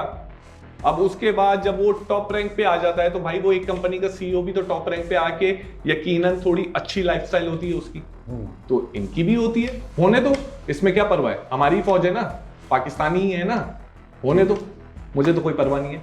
पॉलिटिशियन की लाइफ से आपको कोई तकलीफ नहीं होती। एलीट क्लास संभालेगी गरीबों का हक। अरे भाई मैं उस दिन देखना चाहता हूं जब ये 2-3 पॉलिटिकल टॉप की पार्टीज के ना चेयरमैन जो होंगे ना, सोचें आप, सिर्फ पीपल्स पार्टी का चेयरमैन जो होगा वो लियाकताबाद का अली होगा। लेट सपोज करवा के दिखा दो। ये जिस दिन करवा दिया ना उस दिन डेमोक्रेसी को भी जिंदाबाद कहूंगा और मैं कहूंगा सब चीजें ठीक हो जाएंगी। अच्छा, अब हमने बहुत सारी बातें कर ली, बहुत सारी चीज़ें आपसे, आपका भी माइंडसेट पता चला कि किस आप विजन से चल रहे हैं, किस तरह से अपने पार्टी को लेके चल रहे हैं। जाने से पहले मैं ये चाहता हूँ कि आप इस वक्त बहुत यंग हैं, यूथ को रिप्रेजेंट भी करते हैं, लेट्स सपोज हम बात कर लें, बहुत सारे नौजवानों को आप मशवरे भी देते होंगे, कोई आपसे पूछता होगा कि यार मैं क्या करूँ नहीं मशवरे।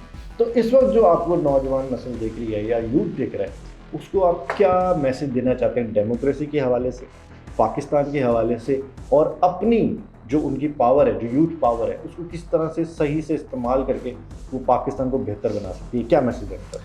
देखिए, यूथ जो है ना हमारी बहुत स्मार्ट है। कहीं ना कहीं कुछ लोग भटके हैं, कुछ लोग अच्छा मज़े लेने के लिए भी करते हैं सोशल मीडिया पे। आधे से ज़्यादा को कुछ मसला ही नहीं होता क्या चल रहा है मुल्क में, कुछ मज़े लेने के लिए कर रहे हैं, कुछ क्या कर रहे हैं, उसको टोटल यूथ रिप्रेजेंट करती नहीं है। जो यूथ रिप्रेजेंट करती है, जो अक्लमंद है ना, वो आज भी बहुत स्मार्ट है। आपका जो एजुकेशन सिस्टम है ना पाकिस्तान में, जो यूनिवर्सिटीज़ का कॉन्सेप्ट है, अगर आप एजुकेशन को अच्छा बुरा इस पे तोलते हो ना कि एक टॉप की प्राइवेट यूनिवर्सिटी का बच्चा ना वो टॉप की सीईओ फर्म में बैठा हुआ है, वो भाई एजुकेशन की क्वालिटी है, सॉरी ये क्वालिटी नहीं है। क्वालिटी मैं मानूंगा जब न्यू कराची का कोई आम बच्चा यूनिवर्सिटी जाए और उसको इतना केपेबल बनाया जाए कि वो कंपनीज के सीईओ बनना शुरू हो जाएंगे ना, तो मैं मानूंगा अब क्वालिटी आएगी पाकिस्तान में। ठीक है। एजुकेशन भी ना आपने बांटी हुई है, एलीट की अलग बांटी हुई है, मिडिल क्लास की अलग बांटी हुई है, लोअर मिडिल क्लास की अलग बांटी हुई है। इसको आप जब ये जो डिफरेंसेस हैं, जब आप इसको ख़त्म कर दोगे, पाकिस्तान में आधे मसाइल हल हो जाएंगे। यूथ के लिए अपॉर्चुनिटीज़ नहीं है, एनजीओ को देने के लिए फंड है आपके पास। अरे भाई यूथ को स्टार्टअप के लिए फंड दो ना। सही बात। पंजाब में दिए जा रहे हैं। हाँ बिल्कुल दिए जा रहे हैं। पंजाब में भी तो कोई हुकूमत कर ही रहा है ना। फिर जब हम पंजाब की तारीफ करते हैं तो बुरा लग जाता है सिंध में।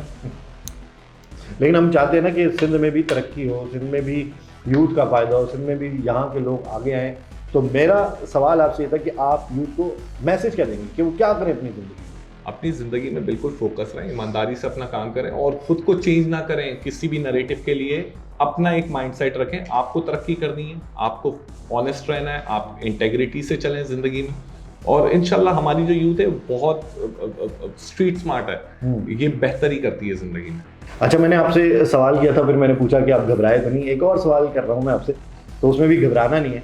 मुझे आप बताएं कि इमरान खान साहब को आप किस नज़र से देखते हैं, like as a young politician, क्योंकि उनको तो काफ़ी टाइम हो गया पॉलिटिक्स के अंदर, तो उनको एज अ यंग पॉलिटिशियन आप उनको क्या देखते हैं कि वो पाकिस्तान के लिए वाकई कुछ बेहतर करना चाहते थे या नहीं करना चाहते थे, या उनको रोक दिया गया, या यूथ उनके साथ है, क्या समझते हैं? देखिए, एक वक्त था जब मैंने बहुत कुछ एक्सपेक्ट करा था, लेकिन विद इन अ टाइम मुझे बहुत मायूसी हुई कुछ चीज़ों पर। जैसे मैं आपको बता देता हूँ कि एक नैरेटिव चला कि भाई वो अमेरिका ने साजिश करी और हमें निकाल दिया, और अभी हम अमेरिका की तरफ ही देख रहे हैं, उनकी पॉलिटिकल पार्टी के उनसे ट्वीट करवा दें, उस ट्वीट्स पर खुश हो जाते हैं। ये टोटल फिर वही बात आ गई ना कि आप अपनी कुर्सी के लिए, अपनी उसके लिए पाकिस्तान की इमेज को नुकसान पहुंचा रहे हैं या नहीं पहुंचा रहे। अगर आप भीख मांग रहे हो वहां जाकर, किसी से ट्वीट करा रहे हो, किसी से मुज़ाकरात कर रहे हो, तो फिर आप कहाँ खड़े हो? अच्छा, ये कहते हैं डेमोक्रेसी, पीटीआई का भी एक नैरेटिव है कि डेमोक्रेसी डेमोक्रेसी डेमोक्रेसी, लेकिन जब बात आती है पॉलिटिकल पार्टी से बात करने की तो ये नहीं बैठते। ये कहते हैं हमें सिर्फ बैठना है एस्टेब्लिशमेंट के साथ। अरे तो भाई तुम पहले खुद क्लियर नहीं हो अपने माइंड पे। तुम कहते हो कि एस्टेब्लिशमेंट से बात करनी है, एस्टेब्लिशमेंट कहती है मुझे तुमसे बात ही नहीं करनी, और तुम पॉलिटिकल पार्टीज के साथ बैठ नहीं रहे। एक पाकिस्तान में ना एक रिफ्ट क्रिएट कर दी गई है। लेकिन जब मुल्क में पॉलिटिकल इंस्टेबिलिटी होती है ना, तो ये दहशतगर्द जो होते हैं ना, जैसे कि अभी जाफर एक्सप्रेस वाला इशू हुआ, आपका बलूचिस्तान पे हमला, फिर ऐसे ही हमले होते हैं। ये पॉलिटिशियंस ने ही एक गैप क्रिएट करा है ना। अगर हम यूनाइट होते, यही इमरान खान साहब असेंबली में बैठे हुए होते, आज ऑपोजिशन कर रहे होते तगड़ी, तो मेरा ख्याल है मुझे और आपको थोड़ा बहुत रिलीफ मिल रहा होता। एहतिजाज डेमोक्रेटिक राइट है, लेकिन एहतिजाज का मतलब ये नहीं है कि बस बैठ जाओ और 20-20 दिन बाद धरने दो, धरने के में गरीब आवाम वापस से नुकसानात हो, गवर्नमेंट को अलग हो, और बस आप बोलो कि ये तो मेरा डेमोक्रेटिक राइट है। मेरे भी डेमोक्रेटिक राइट बहुत हैं, लेकिन सियासत जो है ना वो टेस्ट मैच है, T20 नहीं। इसको थोड़ा टुक टुक करके भी खेलना होगा। ज़बरदस्त अब्दुल बासित साहब, बहुत मज़ा आया आपसे बातें करने का। बहुत सारी ऐसी बातें भी की जो शायद थोड़ी सी आपको शायद अच्छी ना लगी हो, लेकिन बहुत सारे हर सवाल का आपने जवाब दिया। उम्मीद करते हैं कि जितने लोग हमें देख रहे हैं उन्होंने भी बहुत सारी चीज़ें इससे सीखी होगी और एक उनके दिमाग में माइंड सेट आया होगा कि जो अब की एमकेएम है शायद वो पिछली एमकेएम से फ़र्क है, उनकी जो आइडियोलॉजी है, उनका जो विजन है वो डिफरेंट है। तो जाने से पहले थैंक यू सो मच, आपने हमें टाइम दिया अपना और हमारे साथ बातें शेयर की। तो अगले पॉडकास्ट तक के लिए मुझे इजाज़त दीजिए। मैं हूँ राहिल गिल, खुदा हाफिज़।